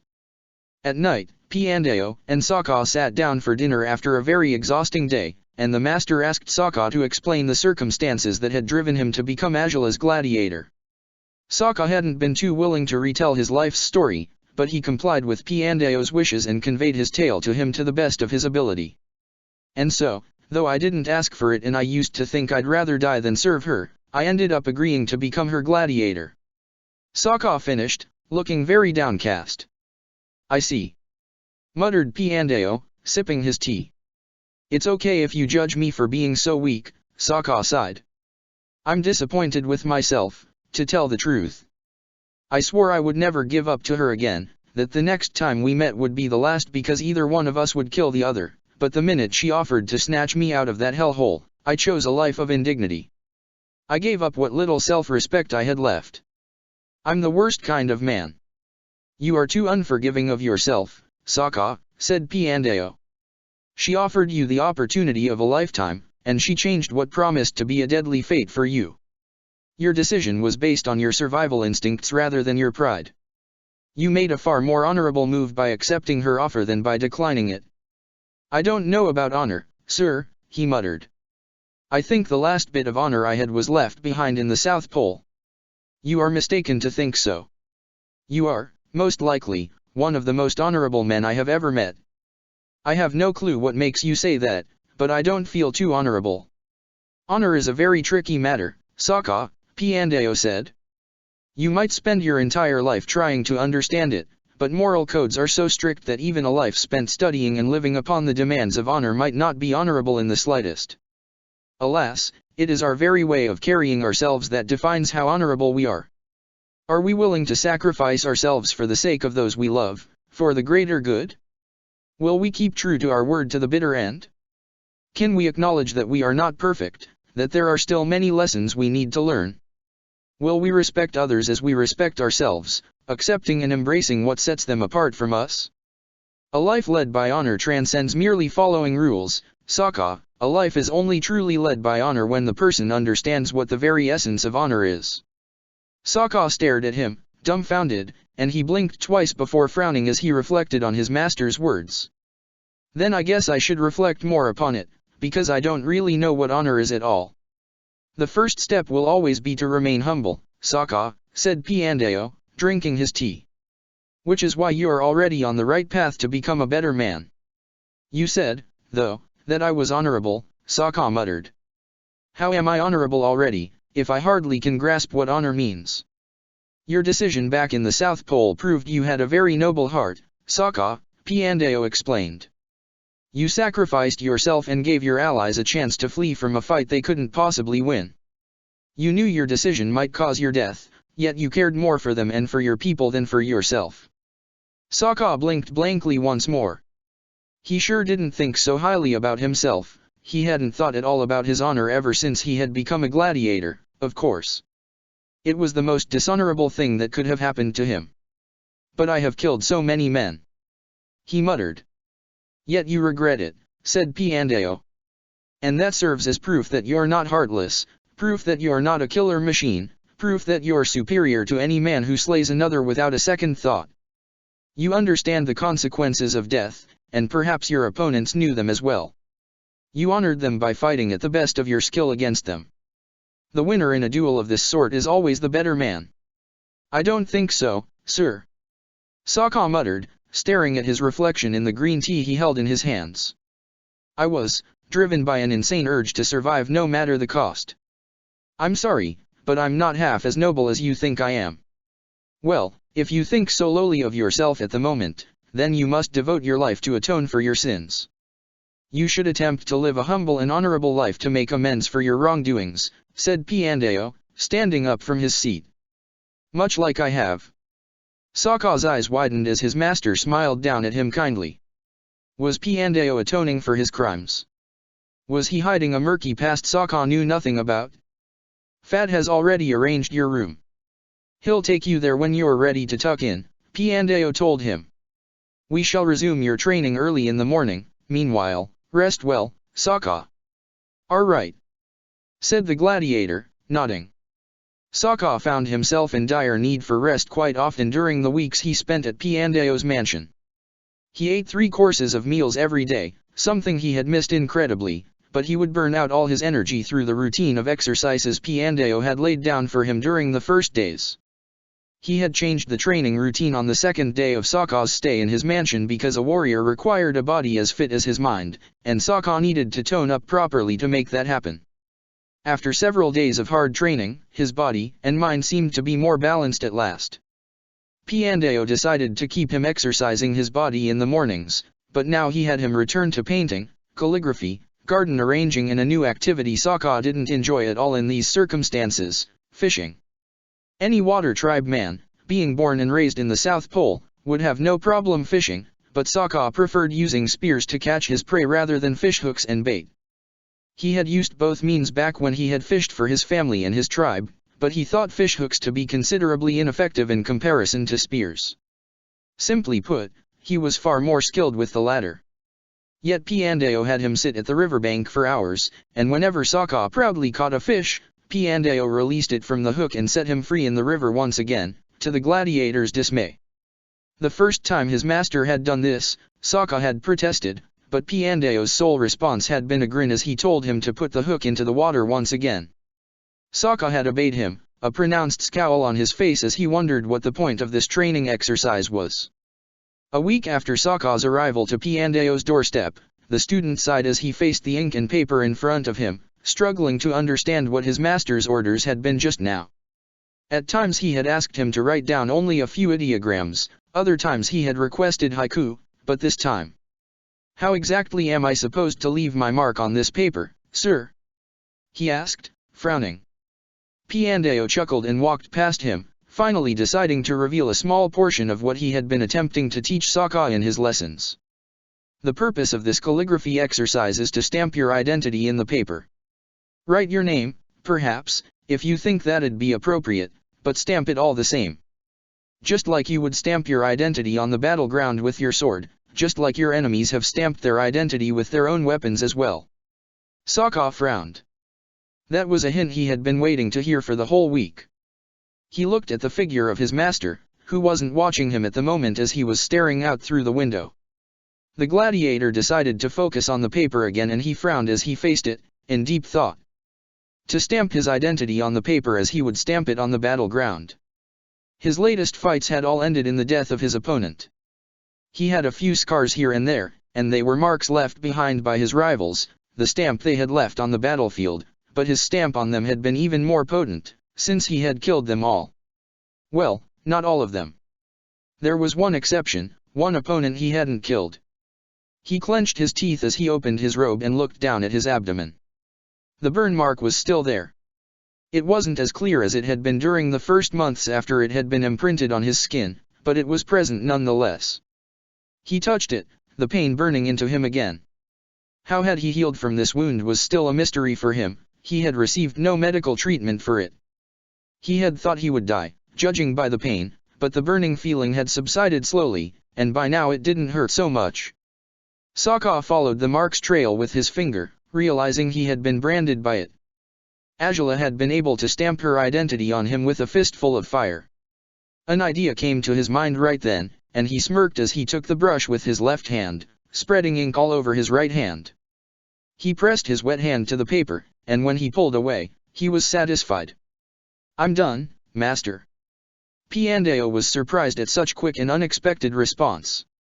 He approached to oversee what Sokka had done and he was left gaping at the man's extravagant take upon this task.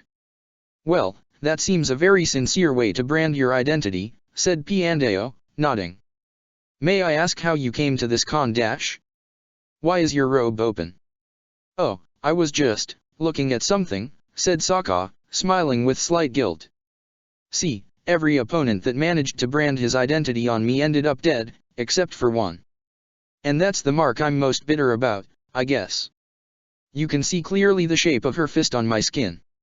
I was thinking about it, and I figured I could stamp my identity with my hand too, but I decided to use my palm so that it would be the opposite to what she did, seeing how she and I seem to go against each other on nearly everything." Piandao raised an eyebrow, a sign Sokka didn't take too well. "Is something wrong, sir?" asked Sokka. "You believe your identity is the opposite of hers?" muttered Piandao, but he shook his head afterwards, deciding to give this more thought later. "Very well, that was a good way to go about this, Sokka. I hope you understand now that none of the activities you've been engaged in is completely independent of the way of the sword. I want you to meditate about this, and to do your best to figure out what I was attempting to teach you through every task I've given you. Use whatever means you need, perhaps rearrange the garden again, or go fishing. You're free to do as you wish, but only for a week. I want an answer by then, and I hope it's a good one." "I understand, Master," said Sokka, bowing down. Piandao left the room then, thinking now about the way Sokka had branded his identity on the paper. It was oddly unsettling that the man couldn't think of his own life without taking Azula into account. Whatever bond he had with her didn't seem right. She was a royal, and even if she hadn't been of noble birth, she was dangerous and deadly. Sokka would either learn this lesson the hard way or he would be wise by detaching himself from the princess before it was too late. Sokka decided to follow his master's orders and he tried to reflect upon his training so far, but since he had an entire week he decided to take it easy at first. He repeated Piandao's tasks, although not in the same manner as before. Now he closed his eyes and attempted to understand what he was doing. The main difference about these circumstances was that Piandao wasn't there to keep watch on his every move. He was truly free to do as he wished. He would do his best to use this opportunity to understand the link between these activities and swordsmanship. But after he was done with rearranging the garden for the fourth time that week, he realized he was missing out on a very important factor to achieve his goal. Fat called him for dinner, and Sokka ate his meal alone, quietly, deep in thought. Before heading to his room he made up his mind about his next step to fulfill the mission Piandao had given him, so he took a detour and found Fat practicing his own calligraphy. "Excuse me, Fat, where can I get a sword?" asked Sokka. Fat's hand paralyzed as he stared at Piandao's new pupil with surprise, the ink on his brush dripping all over his fold of paper. I don't know if the master believes you're ready to have your own weapon," said Fat. "Oh, it's not like I'm planning to keep it," said Sokka. "I'm only trying to figure out a riddle he gave me. And I think a sword could help me solve it." Fat frowned, which Sokka didn't take as a good sign. He sighed, guessing he would have to ask his master for permission to use a sword the next day. "Never mind," he said, bowing down at Fat. "Good night." Sokka tucked in while wondering how he'd ask Piandao for a weapon the next day, and with those thoughts, he fell asleep. But when he woke he was pleasantly surprised to discover he wouldn't need to ask anything from his master. There was a magnificent sword placed on top of his room's drawer. Sokka trembled with excitement as he unsheathed the weapon. The silver blade shone when the light touched it. Only a few hours later, Sokka was sitting in the yard, the sword in front of him. He stared at it for a while, pondering what to do. It was very beautiful. He didn't often think this way about any kind of weapon, since to him they were nothing but instruments to kill, but this blade had been crafted so skillfully by Piandao that Sokka couldn't stop admiring its every detail. The sword was amazing, and he had to be amazing as well. He had to honor the sword he had been given. He stood up and took the sword with one hand. He attempted to imitate Piandao's movements, for he had witnessed his master training a few times now, but he tripped with a rock as he walked backwards and collapsed hard on the floor. He rubbed his back and hoped nobody had seen something so dumb. Falling just like that because of a silly stone. No, the stone wasn't silly. The silly one was him. Sokka stood up and stared at the yard he had become accustomed to, realizing he had never really detailed it as much as he should have. He had taken in every detail about the sword, but not about his surroundings. Suddenly, an answer popped up in his head. Piandao had often taken him to paint the beautiful landscapes of the island, forcing him to look once and draw everything as well as he could by memory. It wasn't easy for him and he had often made ridiculous doodles that made Piandao frown. His intention with that had been to have him take in every detail about the fighting area. The battlefield could be the death of him if his enemy analyzed it better than he did. He took a moment to look around, attempting to keep in mind everything about his surroundings, and he jumped forward with his sword once again, this time with smooth movements. He felt almost like he was dancing, with movements like these. The sword in his hand was really becoming an extension of his arm, just like Piandao had told him when they had started their training. He closed his eyes as he recalled every rock, every root, every tree, every wall, everything. He jumped atop the bridge that stood over a small pond, still moving his sword slowly, carefully, but with deadly motions. Arranging the garden, it was so he could use his surroundings for his own benefit. He smirked as he jumped over the bridge, landing at the other side swiftly. The fish that swam in the pond made him recall the task he had despised the most. What had been the purpose of that particular activity? For him to learn patience. A powerful, deadly, and potent strike delivered at the right moment would be far more effective than to display a flurry of inefficient, desperate attacks. He smiled and turned around, running towards the other side of the yard again, and he swung his sword upwards, as if to cut his enemy. And thus, I stamped my identity on the battlefield, said Sokka, smiling. He finally understood what he had been taught. Well done, Sokka, said a familiar voice, making him jump in surprise. Yes, sir, said Sokka, looking at his master. I didn't notice you were there. Were you watching me? I was, said Piandao, standing on the house's threshold as he stared at Sokka. From what I could see, you have grasped the knowledge of the true art of the sword, and far quicker than I expected you to. You have impressed me, Sokka. You are almost a true swordsman. Sokka's eyes were alight with joy, but Piandao hadn't finished. But there's one wrong thing about what you've done so far, he said, and Sokka's enthusiasm faded. He guessed his movements had been really clumsy. Well, he was here to learn after all. Piandao was to tell him what he was doing wrong, and he would abide by every teaching he gave him. What was it, sir? He asked. Piandao approached with his eyes settled upon Sokka, but suddenly, they went down to the sword in his hand. You honored the blade you were given with your every move, but that is not the ideal sword for you, Sokka. Sokka blinked, surprised. He was certain his master would criticize his fighting style rather than his weapon. What's the problem with this sword, sir? Asked the gladiator. Its balance isn't the adequate one for you. It's too short and you would be far more comfortable with a handle fit for you, said Piandao. It is a good sword, but it's not good for you. You need a better weapon. Will you give me another one of yours, then? Asked Sokka. Oh, no, said Piandao, smiling. You will be making your own blade, Sokka. His eyes grew wide in surprise and joy. He hadn't seen this development coming at all. The sword master took him down to his workshop, located in the basement of his grand mansion. After briefly explaining to his pupil the procedures of forging a blade, he presented Sokka with the available materials, blocks of different kinds of metals with weights and properties unique to each of them. But Sokka wasn't convinced by any of the available metals. "I see you don't seem to like any of them," said Piandao. "Do you have anything better in mind?" "Well, Sokka's mind suddenly flashed back to the day he had arrived on the island. That strange black rock, he smiled at the thought. "I think I do. Can I get my own material to make my sword?"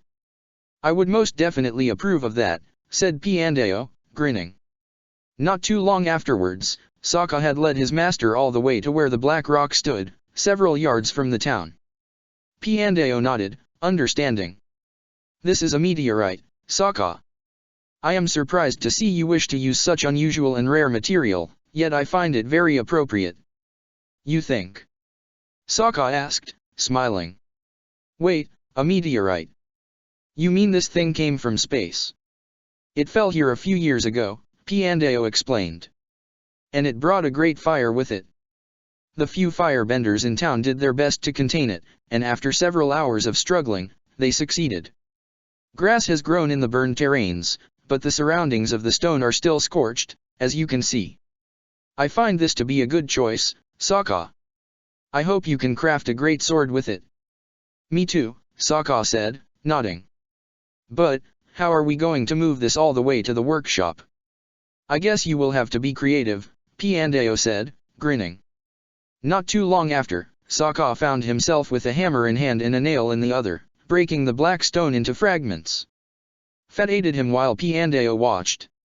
Once they had torn the stone to shards, they carried its remains all the way to the castle inside thick bags, and it took them several trips to bring the entire rock to the workshop.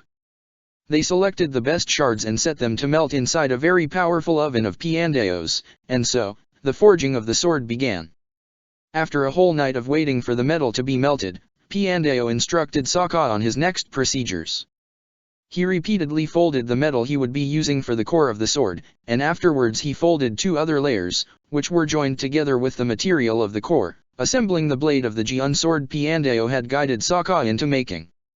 They had also built the sword's handle and sheath, and sooner than the gladiator expected, Piandao presented him the finished product, his very own sword.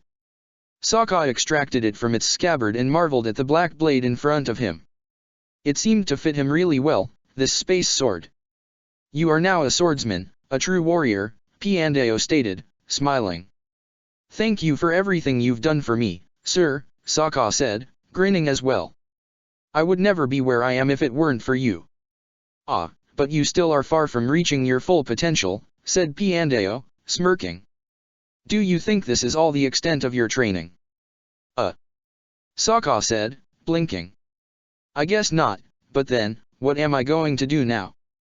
Piandao raised a hand, and Fet threw a sword at him, surprising Sokka.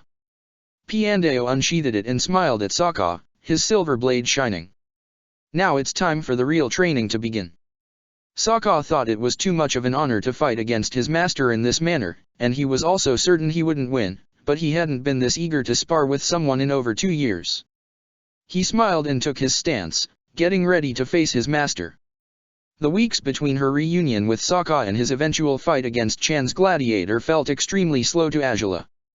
She kept browsing the rulebook of Gladiator battles, making sure she wasn't breaking any of the established parameters by entering the Superior League. And indeed, she found no prohibitions either for women or royal family members to become sponsors of gladiators, so there was no reason for her to be rejected when she was ready to enroll Sokka into the Superior Gladiator League.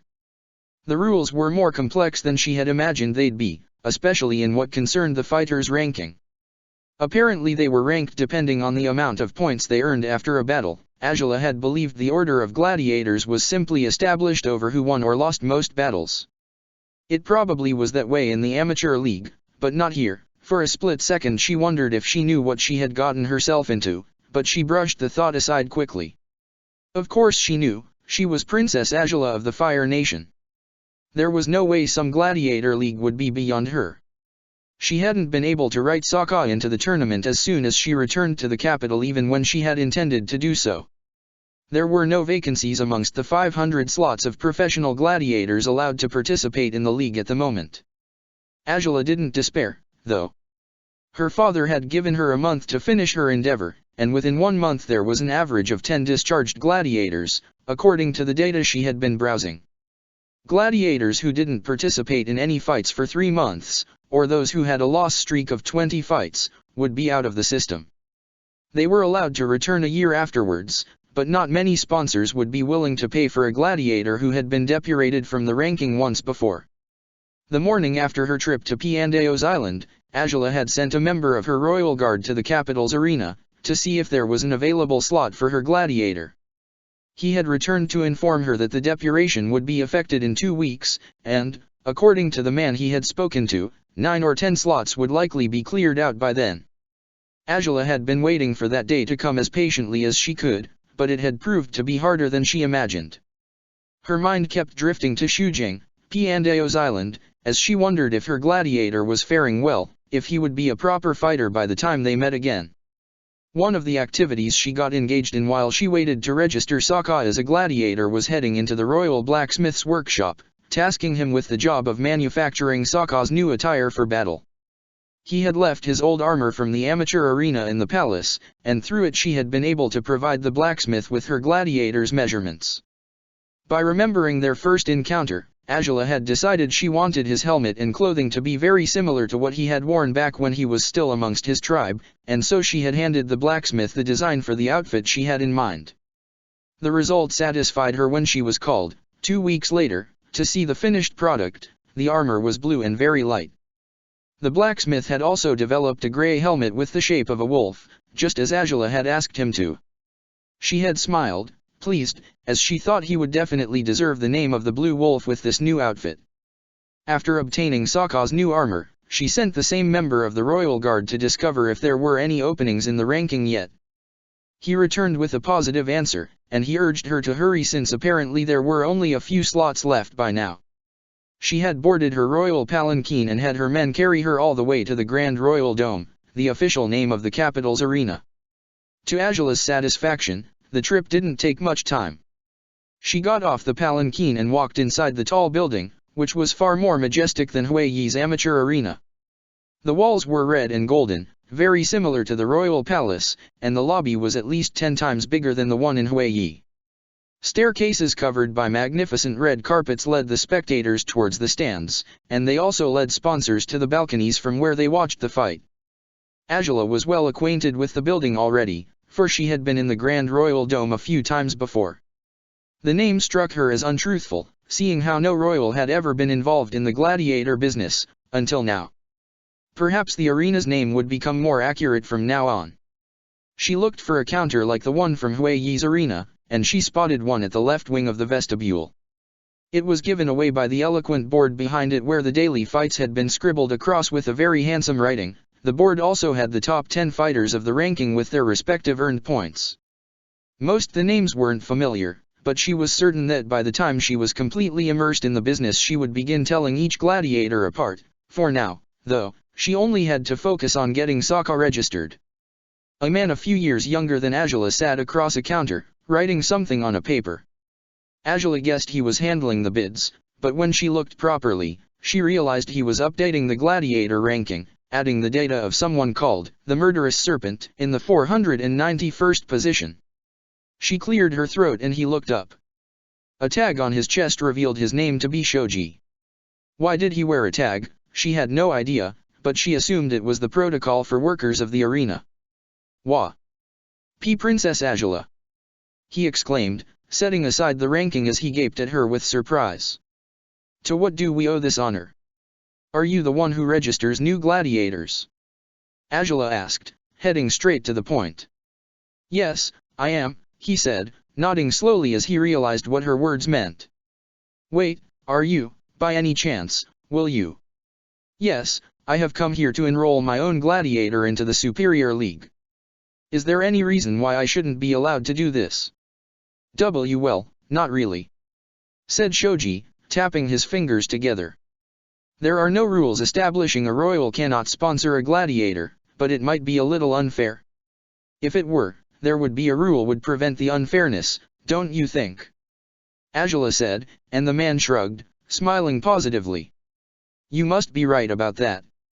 Very well, please fill this form, said Shoji, handing her paper, ink, and a brush, and after you're done, your gladiator will be inside the ranking.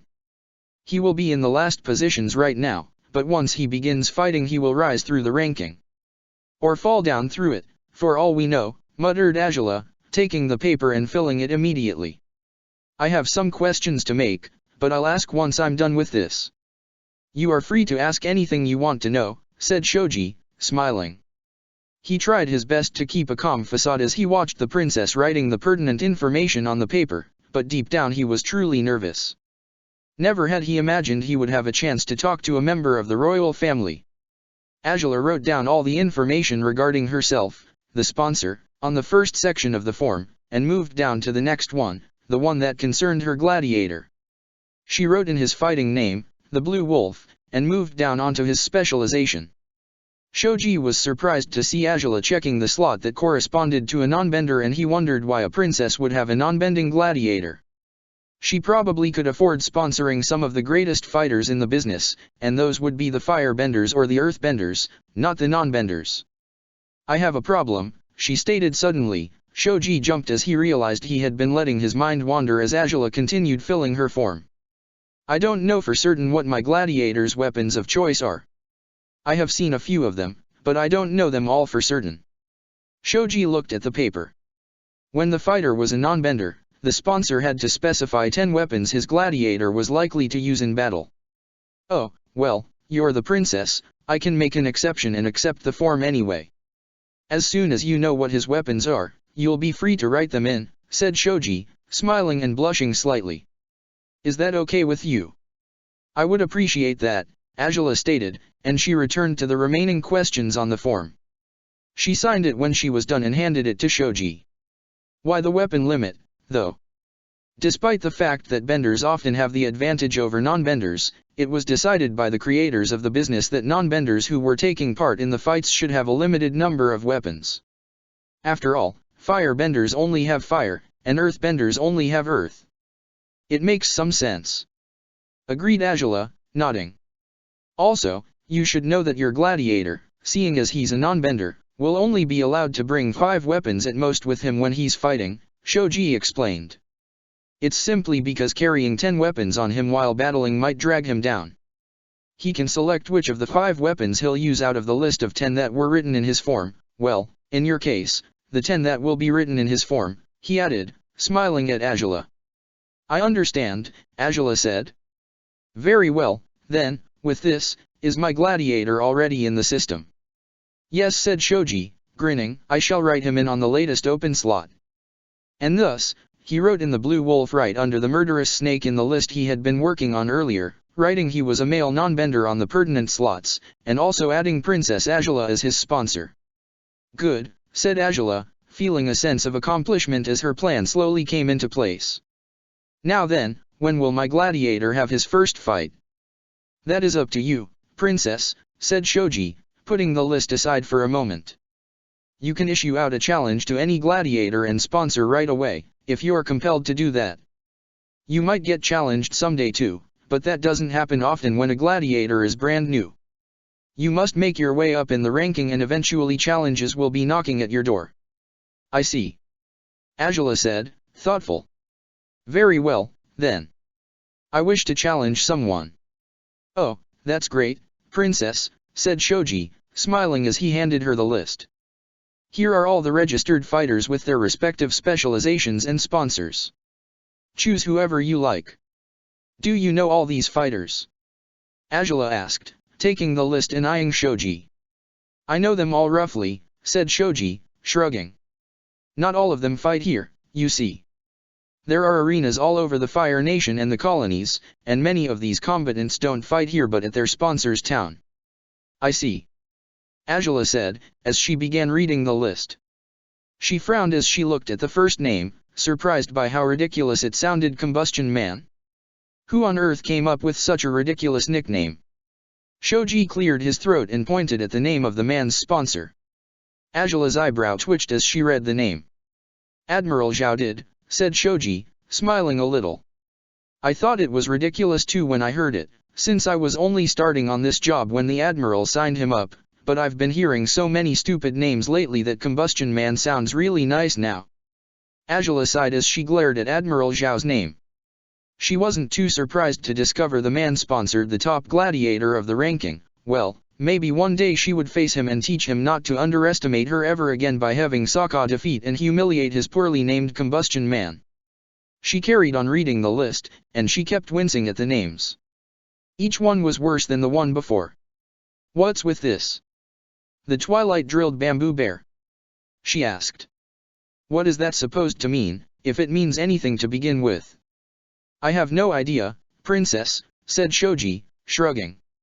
And this is weird, she said when the name of number 146 caught her eye. Kyoshi's heir? Are there still people out there who worship avatars? I think so, said Shoji, tapping on the table. That one is a pretty decent fighter, you know? She's battled some really tough benders and come out triumphant. Angela was surprised to hear this. So Kyoshi's heir was an avatar believer, a woman, and a non-bender, according to what she was reading. Well, if there was a non-bender within the top 150 fighters, Sokka had some hope after all. She continued reading through the list, focusing on sponsors rather than on the gladiators now until she found the name she had been looking for, and she restrained herself from letting out an exclamation of pride when she found it. So, what can you tell me about this gladiator, the spawn of the volcano? She asked, the name coming off as one of the most ridiculous ones so far. Oh, as you can see, he's a firebender, said Shoji, pointing at the list.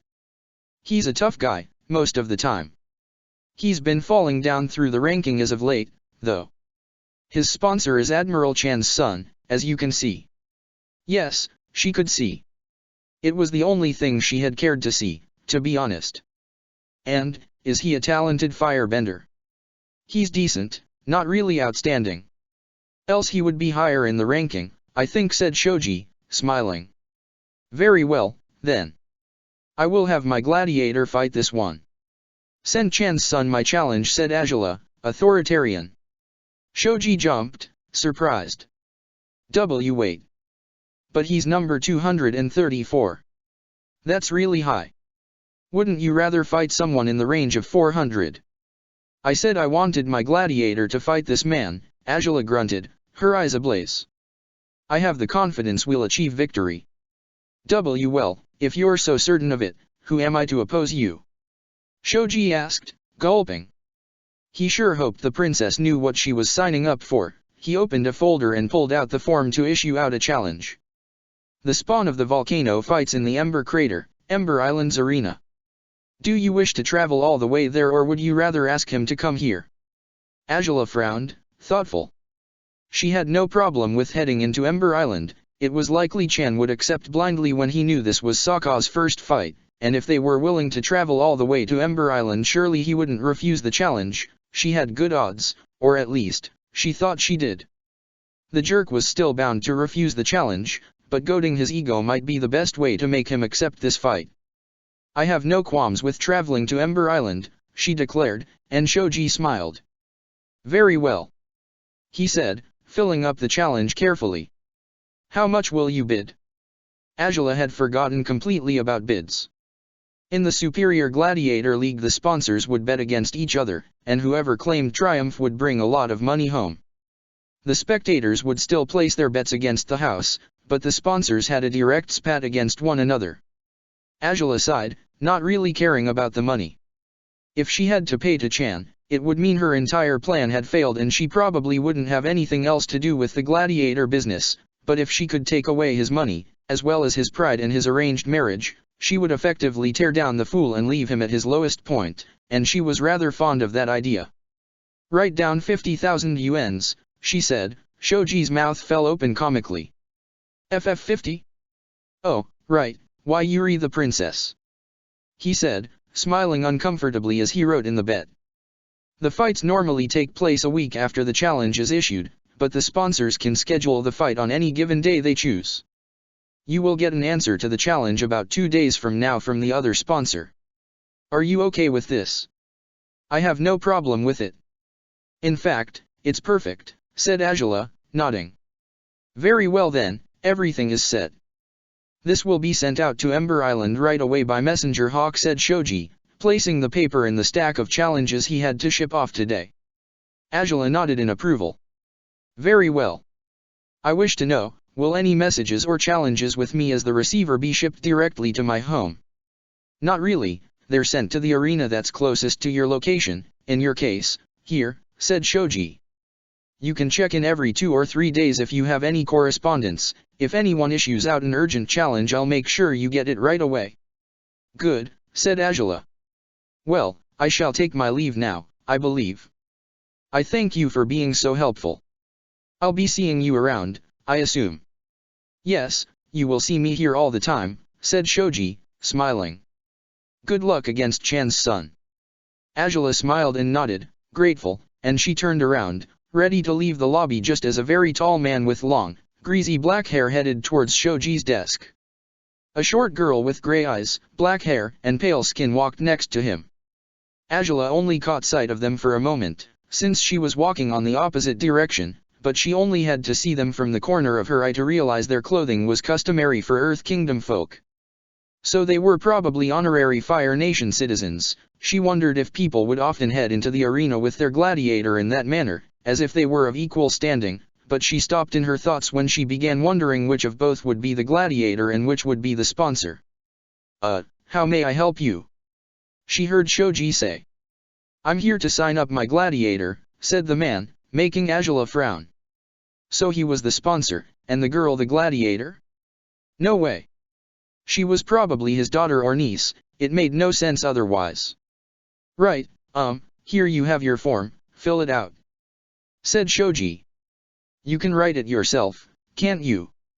The man insisted. Come on, we don't have all day.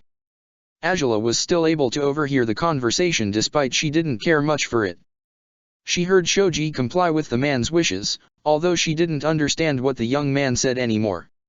Still, the tall fellow's voice tone was so loud it was almost as if he wanted the whole world to hear he was enrolling his gladiator.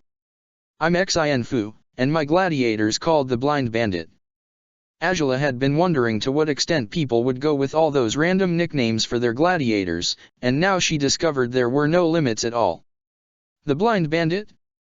Was the gladiator really blind, or was he only using the name for show? It sounded plain stupid to her. The matter vanished from her head as she walked outside, headed towards the palanquin that awaited her. As she took another step, reality struck her. She was getting closer and closer to her goal. She was about to destroy that wretched arranged marriage and ruin Chan's life by doing so, but she could only make it if Sokka was strong enough to beat the spawn of the volcano. Would he be ready to fight a firebender? Just how advanced would his training be by the time they reunited? She couldn't help but worry, but she had already done everything in her power to keep the odds to her favor. Right now, the only thing she could do was believe in Sokka as she waited for the day when they would meet again. Chapter 9, Introduction 9. They took their stances, their unblinking eyes fixed upon the other's figure as they waited for the first strike. One of them would have to jump forward eventually, but for now they were doing their best to concoct a plan to overcome their opponent. The silver sword shifted, the black sword did not take the ruse. And since the gladiator did not move, Piandao jumped forward and attacked Sokka. Sokka parried his master's blow perfectly, twirling to do so. He ducked and tried to strike the man on the legs, but Piandao jumped and avoided his assault. The sword master swung his blade diagonally downwards, aiming at Sokka's head. The Water Tribe man realized he was at a disadvantage too late, although he still managed to block the attack. He attempted to stab his master on the chest before Piandao could perform another move. The sword master was forced to fall back to avoid getting hit by Sokka, who took his chance to stand up and attack again. Fat was witnessing the combat, amazed over the incredible development of the pupil's skills. He had been working for Piandao for several years, and it was the first time he had seen a man grow so strong after only 3 weeks of training. And Fat would have gladly enjoyed the fight for a little longer if he hadn't heard somebody knocking on the door. He didn't bother excusing himself, knowing he would be ignored. Both Sokka and Piandao were focused on their fight. Fat was taken by surprise when he discovered who the visitor was. Looking as deadly and arrogant as ever, the Fire Nation princess stood alone in front of the gates, and she eyed him without interest when he swung the door inwards. "Princess," said Fat, bowing down slowly. "It's an honor to see you again." "Indeed, it should be," Angela said, carelessly. "Where is my gladiator?" "I will take you to him," said Fat, prompting her to enter the mansion.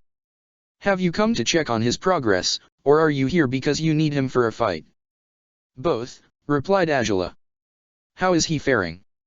Has he been any good as Piandeo's pupil?" "He can be very obnoxious at times," said Fat. "But he is a very good student. Master Piandeo holds him in high regards. They're sparring right now, you'll be able to witness his current prowess yourself." "Good," said the princess, pleased. She had wanted to assess Sokka's growth personally, after all. And she was most surprised to see it once they arrived to the mansion's backyard, where the combat was taking place. She still recalled the pathetic way he had fought against her in the South Pole, and she had been impressed to see how he had changed when she watched him in Huiyi's arena. But the way he was fighting right now exceeded every single one of his performances up to date. Piandeo was attempting to overwhelm Sokka with several quick moves to surprise him, but Sokka stood his ground and blocked Piandeo's sword, breaking through his flurry of attacks. He pushed his master away with his black sword, turning around quickly to gain momentum and deliver a powerful blow against Piandeo, who had to brace himself to avoid tripping and falling. Sokka continued trying to stab Piandeo, forcing him to fall back, knowing that if he managed to put him against the wall, he would win. Piandeo surprised him by turning the tables and attacking him while performing a defensive move with his weapon. Sokka parried it, realizing his plan wouldn't work, but the current circumstances allowed him to twirl Piandeo's sword, hoping to twist his wrist into letting go of the sword, but before he knew it, Piandeo changed the twirl's direction and got out of the predicament with ease. Sokka ducked again and moved his sword almost vertically towards Piandeo, nearly stabbing him in the chin. The sword master was forced to lean backwards, but he was unable to keep his balance this time. Sokka moved his sword horizontally, forcing Piandeo to contort his body to avoid the blade, and thus he lost his footing. Sokka smirked. "Ha! And so he said, proudly, believing he had earned victory. But as he swung his sword down, Piandeo used his own to strike Sokka's blade powerfully, making the weapon shake in his hands and forcing Sokka to let go of it. Piandeo stood up and aimed the tip of his weapon at Sokka's forehead. Sokka sighed and finished his sentence. "Lose," he muttered, disappointed. "You shouldn't take for granted your victory until the fight is over, Sokka." "I was certain you knew that," said Piandeo, smiling. "Regardless, well done. You have grown to become a fine swordsman." "Why, thanks, sir," said Sokka, grinning as he picked up his sword and sheathed it. "Is he up to your expectations?" asked Piandeo, turning towards the house. Sokka frowned. What sort of expectations would Fett have about him? He turned as well and his eyes opened wide when he saw who was standing next to the butler. "I'm rather impressed you have made a true warrior out of him after only 3 weeks, Angela admitted, walking down from the terrace to where they stood. Sokka could do nothing but stare at her in surprise, feeling slightly dismayed. She hadn't come just to drink tea, that was for sure, and he was also disappointed with himself. Piandeo had been focusing on their fight, yet he had noticed the princess's presence, whereas he hadn't. "He is remarkable," said Piandeo, bowing down to Angela, taking her by surprise. She never would have thought this man would perform any sort of reverence towards her. "One of the finest men I have ever taught. His mind thirsts for knowledge in ways I hadn't been a witness to in all my years of experience. His quick progress was truly outstanding. I'm glad. I guess I chose the right man after all," said Angela, looking at Sokka. She was surprised to see his blue eyes seemed serene now after a period of living a good life at Piandeo's home.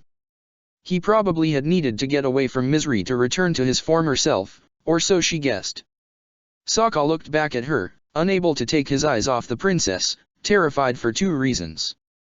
The first was that she had probably come to take him away from his sword training and force him into the battlefield again, and the second one made him wish to rip out his own innards with his blade. It seemed each time he saw her anew he would be taken aback by how beautiful she was. It was too reckless for him to admire her looks. She was a demon, and he knew it firsthand. But somehow, he really couldn't help himself. Angela turned back to Piandao when she realized she had been staring into Sokka's cerulean eyes for too long without saying anything useful, something that had made Piandao uncomfortable. A bag had been hanging on her belt and she loosened it, handing it over to the sword master. Piandao was surprised. "What? I don't believe this to be necessary, princess," said Piandao, looking at the golden coins gleaming inside the bag. The gold caught Sokka's eye and he stared at it in awe, amazed to see so much money in one place. "I doubt you truly think so," said Angela, her hands on her hips. "Putting up with this snow savage for 3 weeks might have been fun for you at times, but I doubt it was so enjoyable that you don't want to be paid for making a true fighter out of him." Piandao seemed to think about her words for a moment before closing the money bag and nodding positively. "You are right. It was enjoyable, but he did eat all my food. I could use the money." "I thought so," Angela said, smiling. Sokka rolled his eyes but shrugged. At least Piandao seemed to have enjoyed teaching him. "So, what are you here for?" he asked Angela, looking at her hesitantly. "As if you couldn't figure it out for yourself," said Angela, narrowing her eyes in a cruel glare. "Your first fight will take place in a few days. I've come to get you for it." Sokka's heart sank at the thought. He would have to leave a place that had become his haven and he would have to return to the world he hated so much, by the hand of the person he hated the most, of course. His life had been great for far longer than usual, and the universe would refuse to let that last, of course. "Well, it can't be helped if you need him now," said Piandao, smiling at Sokka. "You have progressed smoothly, Sokka. I'm looking forward to having you here again soon." But," said Sokka, gulping. "See, can I at least stay for lunch?" Piandao would have complied, but he saw the look on Angela's face. She clearly wanted to get to traveling as quickly as possible, and she wasn't going to take kindly to any delays. "I don't advise you to do so," said Piandao, patting him in the shoulder. "I don't know if Fat's cooking will be to the princess's liking. She doesn't have to eat if she doesn't want to," said Sokka, crossing his arms in a very childish manner. Angela huffed in indignation. "Come on, savage. We don't have all day," she growled, turning around to leave, but she stopped on her tracks and looked at Piandao again. "I am very grateful for your services. I will bring him back in a few days if everything goes well. You can continue training him then. I'll look forward to that." "Farewell, princess," said Piandao, bowing curtly again. "Good luck on your fight, Sokka." Sokka looked at him, begging his master with puppy eyes not to let the bad girl take him, but he gave up all hopes soon enough. He really didn't have a choice upon the matter, after all. He followed Angela and Fat all the way to the gates, missing Piandao's mansion even though he hadn't even left it yet. "Have a good day," said Fat, before closing the doors behind the princess and her gladiator. Sokka sighed as he took one last look at the place and turned towards the road, and he was surprised to see there had been no guards waiting for them. "How come didn't you bring a royal procession and all that nonsense this time?" he asked, walking behind Angela. "I told them I wouldn't need any of it, and they didn't protest," was her reply. "I'm not really buying that. Did you kill someone to prove your point or something?" Angela smirked, terrifying Sokka. "You did." "Of course not," she muttered, still smiling. "They insisted for a while, but they know they cannot reason with me once I have made up my mind. They're all waiting at the barge." "Will we have to take a detour around town again?" asked Sokka, sighing. "Oh, is the powerful swordsman unable to walk a few extra miles? I thought you were far more resistant than this," she said, teasingly. Sokka frowned. "I was just asking. Don't jump to conclusions, woman," he said, his arms behind his head as he scowled at her, although he stopped scowling as soon as he registered the words she had just said. "Did you just call me, powerful swordsman?" "I was merely boosting your ego, but yes, I did," said Angela. "From what I saw, you are more skilled with the blade than I thought you could ever be. So I've impressed you, huh?"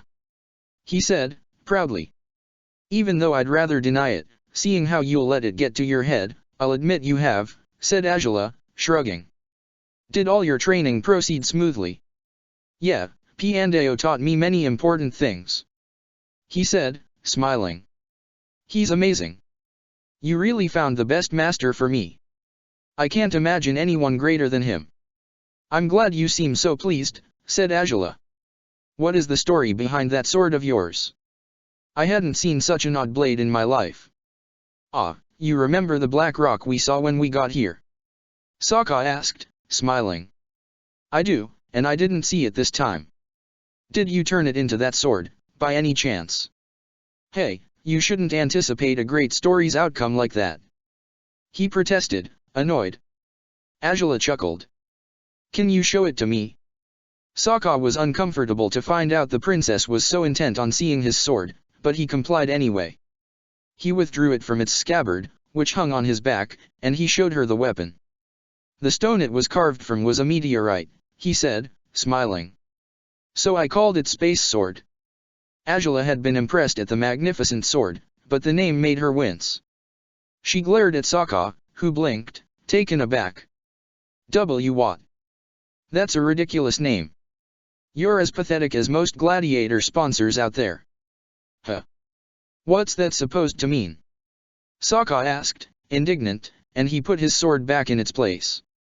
Stupid names, that's what I'm talking about, said Angela, shaking her head. Most gladiators have the most ridiculous names you could imagine. One was called the Twilight Drilled Bamboo Bear. What's that?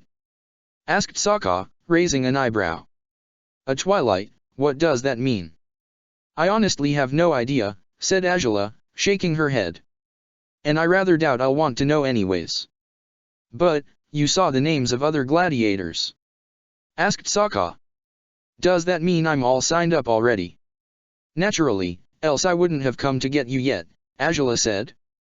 I've sent a challenge to your first rival, and you will be facing him in about 2 days, in Ember Island's arena. Ember Island? Asked Sokka. Where's that? Near the capital island, replied Angela. It will take us about a day to get there. On the next you'll have to be ready to face your opponent. And how come are we headed to another arena rather than the one at the capital? Asked Sokka with mistrust. The creepy princess clearly was plotting something.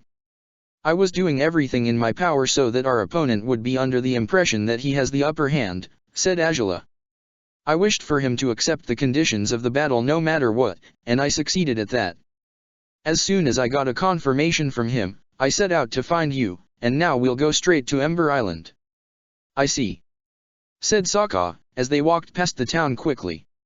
He had many questions to ask yet, so many that for some reason none came to mind right now except for one. And who am I fighting, exactly? The spawn of the volcano, replied Angela.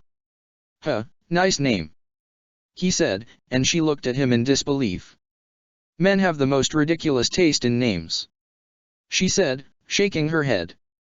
Hey, it's a cool name, Sokka stated, but Angela sped up and ignored him.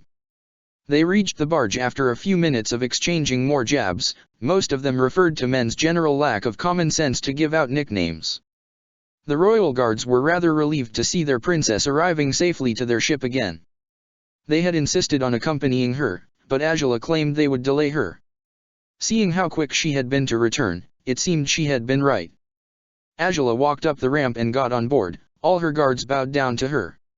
Sokka felt rather uncomfortable upon returning to high society. It seemed his rightful place was at Piandeo's house, since it wasn't neither too classy nor too shabby. Welcome back, princess, said a royal guard, bowing down to Angela. She didn't return the greeting. Quit wasting time with pleasantries, get this ship going, she grunted. Set the course for Ember Island, just as we already established. Yes, your highness, said the guard, bowing down and relaying the orders to the rest of the crew. The ramp was lifted shortly, and before Sokka knew it, they were already on their way. He stared at the shrinking island, sighing as he wondered if he'd return soon, for nothing guaranteed he would. All he could do was hope he would triumph against his opponent tomorrow. His stomach grumbled randomly, prompting Angela to glare at him in annoyance. Sokka pouted. What? You didn't let me eat, It's only natural for me to be hungry. She rolled her eyes and walked to the nearest guard, who turned to her immediately. Get the slave something to eat, anything will suffice.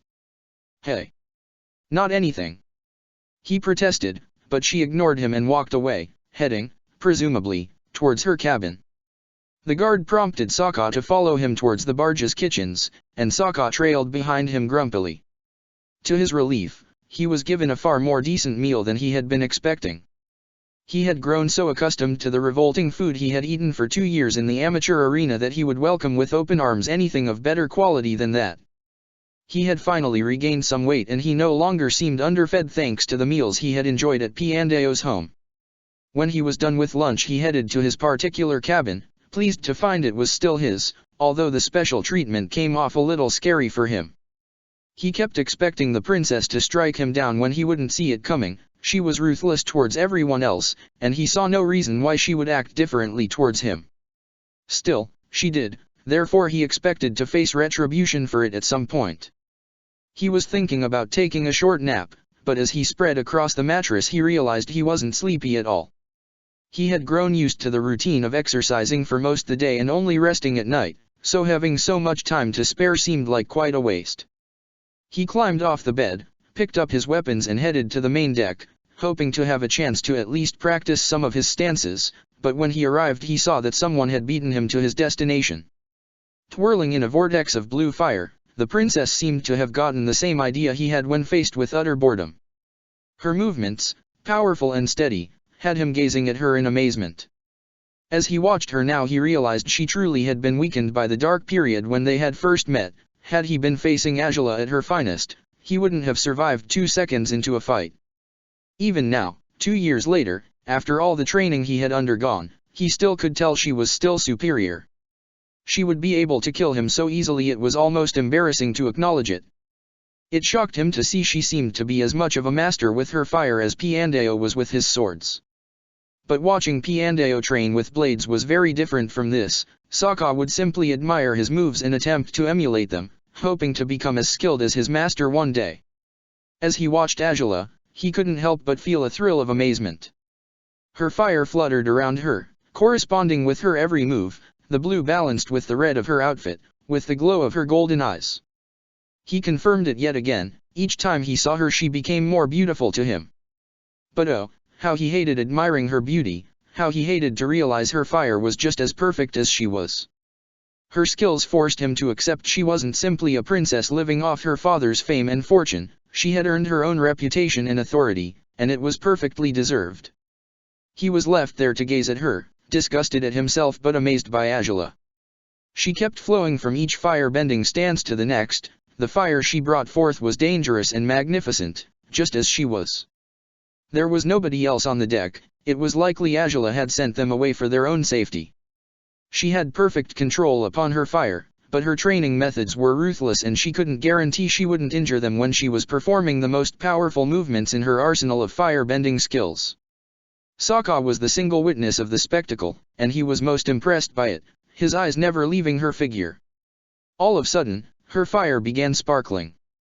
Sokka frowned, not understanding what she was about to do. Unlike before, Angela's moves were a little stiffer now, her feet firm on the floor underneath her. The blue fire slowly morphed into electricity as she moved her arms slowly, her limbs charged with power. Finally she stretched her left hand forward, her index and middle fingers spread out as she used them to direct the lightning she had produced. The bolt dashed through the horizon, getting lost as soon as Angela had unleashed it. Sokka was left staring at her, open-mouthed. So the blue fire wasn't deadly enough, the princess could bend lightning as well. How on earth had he survived her all those years before? What business could such a powerful woman have with the likes of him? Why did she need him to beat down a gladiator if she could easily do so herself? No, that was wrong. She had mentioned she wanted him to beat someone's gladiator. Her true objective wasn't the gladiator, it was the sponsor. Not one hair out of place, said Angela, smirking as she regained her stance and bodily balance. It was now that she sensed someone was watching her. She looked from the corner of her eye and was surprised to see Sokka paralyzed after climbing all the way to the main deck. Did you come to enjoy the show? And not really. he said, gulping. I had nothing to do, so I thought I'd train up here, since it's the only place with enough room. It would seem we have similar thought patterns, said Angela, smiling. Sokka winced. I don't think so. He grunted. Oh, I know. You want nothing to do with the Fire Nation, especially with me, Angela said, dramatically. The mere notion of having similar thoughts to mine makes you feel like you're betraying the very core of your existence. Quit patronizing me, he grunted, and she smirked. Ah, but I'm right, am I not? She asked. Sokka understood now why she would always come off as a striking beauty when he saw her anew, but he'd forget about it soon afterwards. It was because of that devilish wit of hers, all the cruel remarks she uttered with that malice that made him wish he could rip her to shreds. She was plain evil, he was completely convinced of it. Meh. Grunted Sokka, shrugging. How can you produce lightning? Is that some sort of fire-bending secret trick? Bending lightning is a sub-form of fire-bending, explained Angela. Only the most skilled firebenders can produce proper lightning and direct it without killing themselves in the process. Therefore, not many firebenders use lightning, since it's really deadly and it might backfire if you can't control it properly. Wow, how impressive, said Sokka, rolling his eyes. And I bet your creepy blue fire is some sort of superior ability too, right? My creepy blue fire, as you called it, is a form of bending I developed myself. Never before has it been registered that a firebender had the potential to bend fire in this manner. Huh, well, kudos for you, said Sokka, shrugging. Maybe you should be the gladiator while I'm the sponsor, since you're so good at what you do. You're a slave, I'm a princess. You might want to keep deluding yourself with such absurd ideas, but they won't ever come true, said Angela. And since we were on that topic, you think my blue fire is creepy now? Apparently you thought differently when we first met. Sokka's cheeks gained a red quality slowly as he remembered what Angela had referred to. She raised an inquisitive eyebrow towards him. I still would like to know what you had meant, exactly, when you said that. Yeah, well.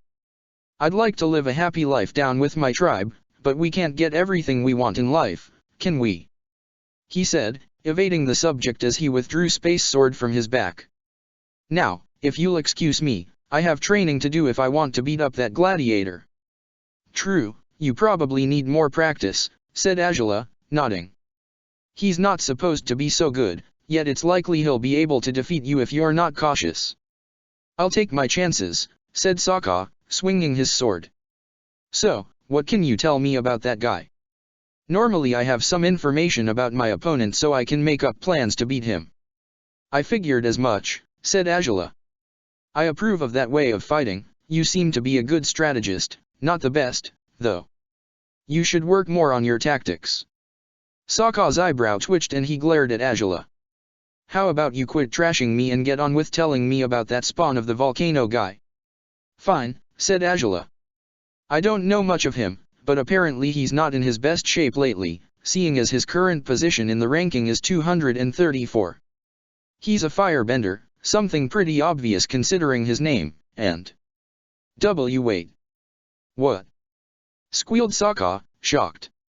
Why you putting me against a firebender?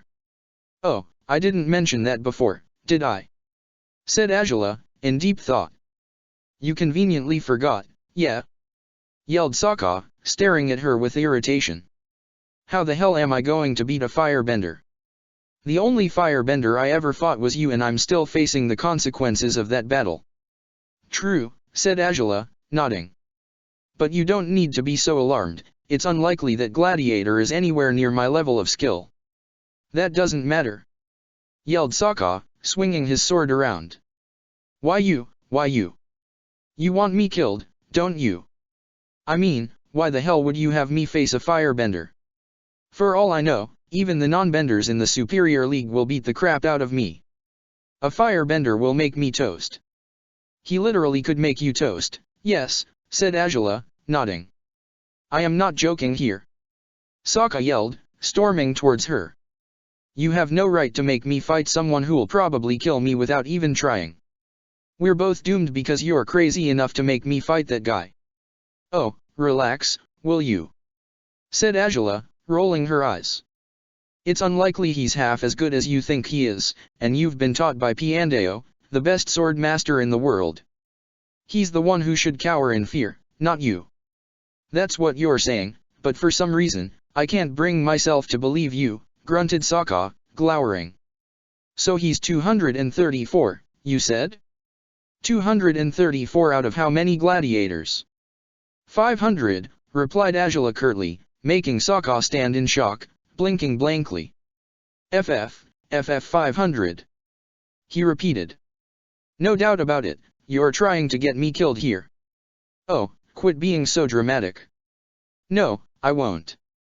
He yelled, glaring at her. You're insane. Like I've never heard that one before, said Angela, rolling her eyes. How do you expect me to beat a guy from the upper half of the ranking? And he's a firebender, on top of it all. This is plain absurd. You know, you'd better give me a good explanation for this, and you'd better do it now. I'd rather you'd kill me right here than to make a fool of myself in an arena fighting a guy who has all it takes to beat me. I'm not having that happen. How many times must I say it? She said, clearly annoyed by now. Give me a good explanation, then, or else I'll never believe you. He yelled. I'll just jump off this damn ship and swim away if you don't talk now. And I'll electrocute you the minute you turn to jump, said Angela, and Sokka twitched. I'm serious here. Spit it out already. Why do you want me to take out that gladiator? No, not the gladiator. What's your problem with that gladiator's sponsor? Why do you need to defeat him by using me? Angela smiled at his wit. She had never mentioned the true nature of her endeavor, but he had managed to see through her. This convinced her yet again that she had picked the ideal gladiator for her. He wasn't just some simple-minded fighting machine she could have found in any arena.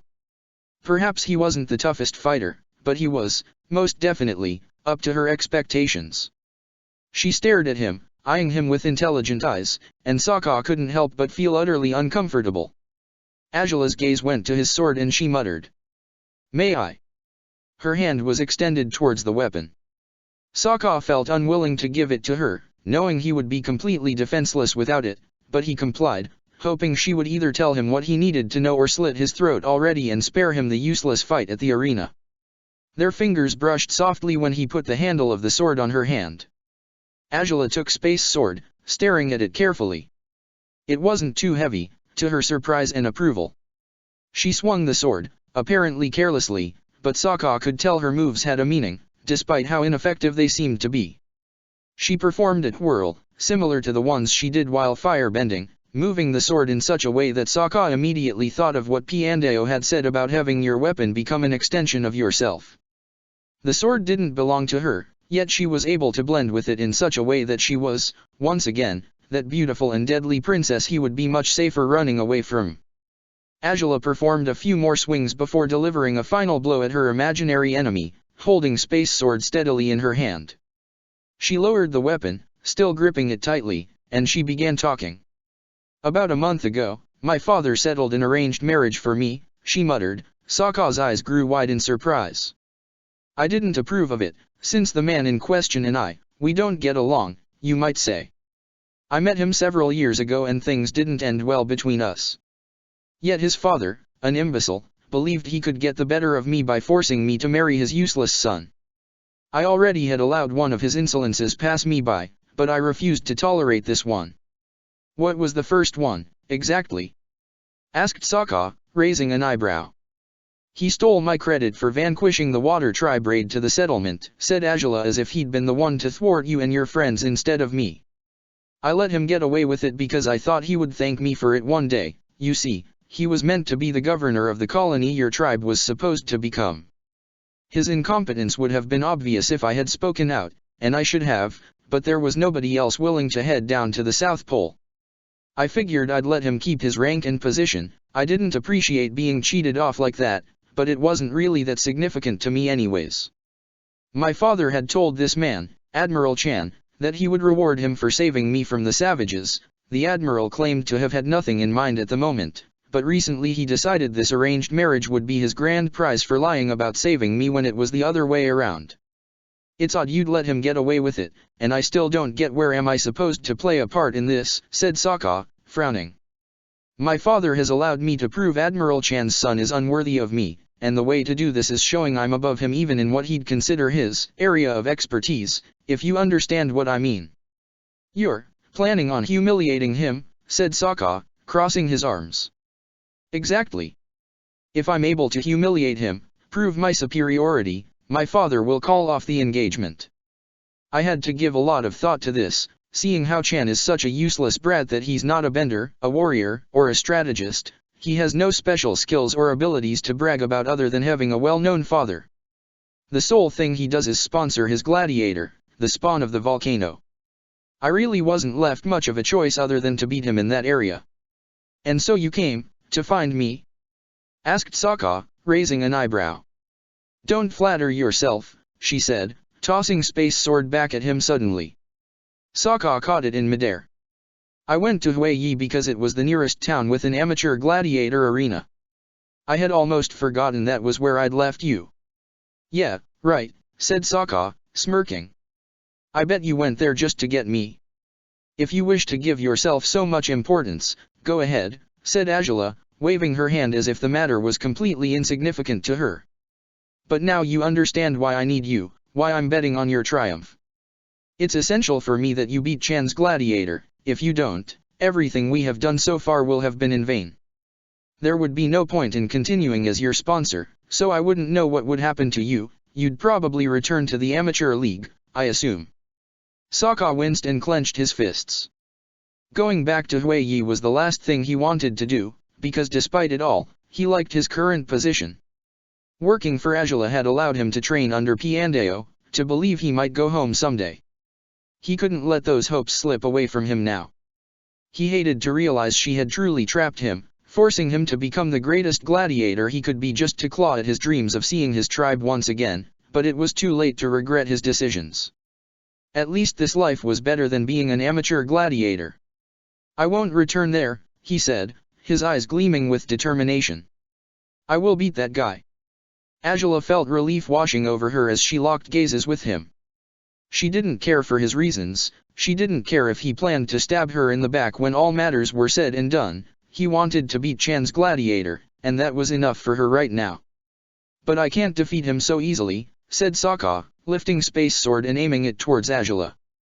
I need more practice if he's a firebender on the top half of the ranking, and I could use fighting another firebender for practice. Azula huffed and stared at him with derision. You don't want to practice with me, believe me on this. I don't really have a choice, seeing as your royal guards are bound to refuse to fight me, said Sokka. If you really want me to beat that guy, you'll do this. Azula sighed and rolled her eyes. You'll regret it. I really doubt it, replied Sokka, a smirk dancing on his features. Finally, the rematch he had been waiting for.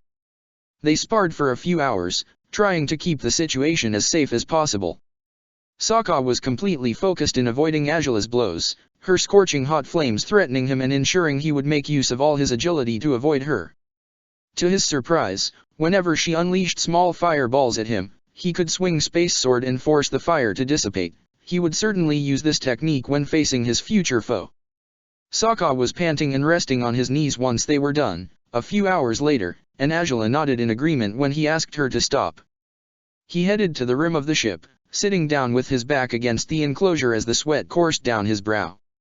Azula was in better shape, seeing as she had been the one sending the flames Sokka had been forced to dodge, the ones that had made his body temperature rise to sweating point.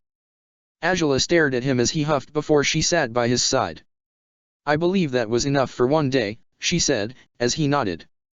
It's more than enough, thanks. He muttered, surprising her. Why was he grateful? Nobody was grateful towards her, especially bitter slaves. She didn't know how to respond to that. Your skills have most definitely improved, Azula said, crossing her legs before her as she changed the subject. Piandao made wonders with you. You're not even similar to the weak brat you used to be. Yeah, it's all because of him, said Sokka, resting his head against the wall behind him. He's the greatest man I've ever met. Azula raised an eyebrow, and Sokka didn't miss the gesture. What? He grunted. I simply don't think the same way, is all, said Angela, shrugging. Of course you don't, said Sokka. And I bet, it's because he found you unworthy. There we go again, said Angela, rolling her eyes. He didn't find me unworthy, why won't you understand that for once and for all? Well, he clearly didn't teach you anything, or else your moves with Space Sword earlier would have made more sense, said Sokka, shrugging. And you seem awfully bitter towards him, so I don't find any other explanation. Oh, you just don't get it, do you? Asked Angela, shaking her head. It's not as simple as you might think it is. You and I, we're not equals. Thus he can accept you, but not me. My circumstances, they wouldn't allow me to train under Piandao even when I wanted to. Sokka raised an eyebrow, surprised. What circumstances are we talking about? Angela sighed, crossing her arms now as well. She didn't look at Sokka in the eye as she spoke. I told you my brother was trained by him, didn't I? He was about 5 years old when he began his instruction. I watched the way he swung around swords, the way my mother would praise and dote on his clumsy and stupid ways. I went to my father a couple of years later, since I wanted to learn how to fight with swords as well. He accepted my request, and we all headed to Piandao's mansion one day. My mother was under the impression we were only going to watch Zuko's training, she didn't know what my father had in mind. Zuko was swinging and twirling his dual blades, showing off to mother, when father decided to request Piandao to train me. I will admit I didn't get along with the sword master at all, the way he looked at me made me guess he thought me to be inferior to him in some way and I hated it. Yet he handed me a blade and asked me to do what I could with it. I don't know how good or bad I truly was, of course, all I know is that Zuko and mother saw me then, and Zuko lost his mind, claiming I couldn't be taught how to use a sword. I just laughed at him, knowing he was simply jealous since, without any lessons, I was proving my aptitude was superior to his. Piandao seemed to approve of my potential, actually, but that was when my mother interrupted. Your mother? Asked Sokka, surprised. She asked to have a word with Piandao and my father alone. Zuko and I were left in the garden, and he kept claiming I wasn't supposed to learn to fight like this. You see, he was given the opportunity to become a swordsman because I was a superior firebender and he couldn't deal with that, seeing as he was supposed to be my father's heir.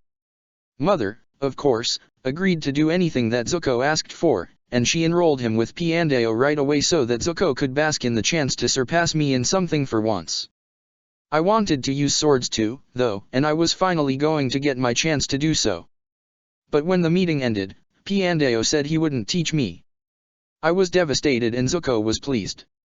I didn't know for certain why I was refused, but it didn't take me long to find out. When we were heading back to the mainland, my mother explained to me that ladies were not supposed to get involved in the arts of war. I protested, of course, but she wouldn't budge. She was annoyed by my resistance to her decision. She didn't understand that I wanted to become a powerful fighter and turned matters around by claiming I was being whimsical because I wanted to receive lessons from someone, because I wanted to be taught things just as Zuko was being taught how to fight. This was what prompted her to send me off to the Fire Nation Academy for Girls, where I only learned useless things that I hardly even remember nowadays. I hated it, hated every second of it, because I could have been becoming a sword master if my mother hadn't gotten in the way, but I should have expected her to do this. Women aren't supposed to learn how to fight, their purpose is to stay at home and waste away as men take care of everything. This is the way she thought, or at least, the way she wanted me to think since I wasn't my father's heir. She believed Zuko to be his perfect successor instead. I have opposed her ideals for my entire life, but my determination doesn't make much of a difference most the time. Huh, that's rough, said Sokka, gulping. So, it's your mother's fault that you don't know how to use a blade. Somehow I think I should thank her, you're deadly enough as you are. True, said Angela, sighing. But I still think I had potential with swords. You're bad enough with the fire, believe me, said Sokka, chuckling. But how come your mother didn't protest against you being taught how to firebend if she didn't believe you should be fighting altogether? I was taught most of the firebending I know by my father and 2 old ladies who were my caretakers, Lo and Li, said Angela. Lo and Li were my official teachers, they kept everything at a very basic level so that my mother wouldn't worry. My father, though, he taught me many things, many forms of firebending that only a handful of people knew. He was smart enough to do this when my mother wasn't looking, of course. He helped me develop the skill of blue fire, and it was him who taught me how to use lightning, although those two things he only managed to teach me once my mother was gone. If she had seen me bending lightning, she probably would have lost her mind and demanded for me to be sent to learn acting or something useless instead of fighting. Seems like you two had a difficult relationship, said Sokka, thoughtful. What happened to her? I don't know, said Angela, truthfully. One day she was gone. I was glad she was. Most of the oppression I felt came from her. Without her in the way, I could reach my full potential both as a fighter and a leader, and my father knew it. He has helped me become who I am now. Sokka was surprised by these confessions. He stared at her, not having expected to share any traits with her. My mother died when I was very young, he said, taking Angela aback. I always relied on my father too, though I didn't have a bad relationship with my mother. I guess I can understand somehow the way you feel towards your dad, even if he's the most evil man in the world. Angela snorted and rolled her eyes, but she was slightly relieved, and also surprised. He understood her. Nobody ever understood her. It was an unusual feeling indeed. I guess it all depends on your perspective on good and evil, she muttered. Oh, so now you are going to tell me you think you people of the Fire Nation are the good guys? Don't make me laugh. I didn't say that, stated Angela. I simply believe we have different takes on what's right and what's wrong. I believe most people in the Fire Nation are imbeciles. I also dislike most people from other nations. Simply put, I really don't take into account where a person came from or what his ideals might be. As long as he's willing to work for you, you'll accept him, Sokka completed, shrugging. I guess you simply don't care for what's good and what isn't. Bothering yourself with such thoughts will only lead you to confusion and self-loathing, said Angela, making him frown. Somebody established what was right and what was wrong a long time ago, and everyone strives to follow such teachings. I believe one of the first avatars was the one to cause this. Our society is based on those teachings, and if we stray from them it means we're cruel, evil, heartless. But what entitled that avatar to determine what was wrong and what was right? Everything is changing in the world we live in, the ancient ways are becoming hazier, and following fit through them is no longer an option, not even for a man like you. Surely you wish to do the right thing, to be a good man, but you're working for me, the one you consider evil above all things. Doesn't that make you evil also? Sokka frowned and flexed his legs upwards, letting his arms rest on his knees as he tried to digest her words. I don't believe in the notions of good and evil, continued Angela. The way I see it, they're simply obstacles to stop you from reaching your full potential, to prevent you from enjoying your life as you want to. You only get one opportunity to live, after all. You might as well forget all about those pointless guidelines, about karma, because when your time is up, you'll be full of regrets for not living your life as you wanted to, for living it in the way others have forced upon you instead. Is that why you're so cruel, then? Because you don't care for karma? Asked Sokka. There are other reasons that explain why I am the way I am. Simply put, karma doesn't stop me and it doesn't scare me, she declared. I don't think anything does, said Sokka, smiling slightly. You just do everything as you please. It's somewhat admirable, but I can't live my life in the same way. I wasn't asking you to do so, she replied, looking at him. Their eyes met once again, eyes that showed their opposing and conflicting natures. They were nothing alike, yet somehow they'd found a way to respect one another. It didn't mean they were anywhere close to becoming friends, but they were allies now, and they knew it. They had to rely on each other to survive, to achieve their goals. Without knowing it, they had become a team, even when they hardly trusted each other to begin with. They were brought back to reality when a royal guard approached them and cleared his throat, making them both snap and realize they had been staring at the other for no reason. Princess, dinner awaits you in your cabin, he said, bowing. Your meal is in your room as well, Gladiator. Great, said Sokka, jumping up. I was already hungry. You ate only a few hours ago, said Angela, staring at him in disbelief. I've been starving for 2 years, it's not my fault I'm always hungry," claimed Sokka, making her roll her eyes as she got back on her feet as well. "No wonder Piandao said you had eaten all his food, your appetite is unappeasable," she grunted, shaking her head. The three of them walked inside the ship's tower, the princess moving towards the stairs that led to her cabin. Sokka wasn't headed to the stairs, though, he carried on down the hallway instead. Angela looked at him, staring at his shrinking figure. It was unlikely they'd see each other again for the rest of the day. "Sokka," she called out to him, and he stopped on his tracks, surprised. He turned around and looked at her from over his shoulder. "Get as much rest as you can. We will be arriving to Ember Island early tomorrow, if the sailing continues as intended." "Got it," said Sokka, nodding. "And the fight is tomorrow too, isn't it?" "Yes, 3 hours after noon." "Huh," said Sokka, surprised. He had always fought under the midday sun, he wondered if this would change his odds somehow. "Well, I'm fine with that. I'll see you around, then, Angela." The name felt strange in his mouth, he wasn't used to uttering it. Often he had talked to her using her title rather than her name, it seemed far more natural, he didn't even know where the whim of calling her by her name had come from.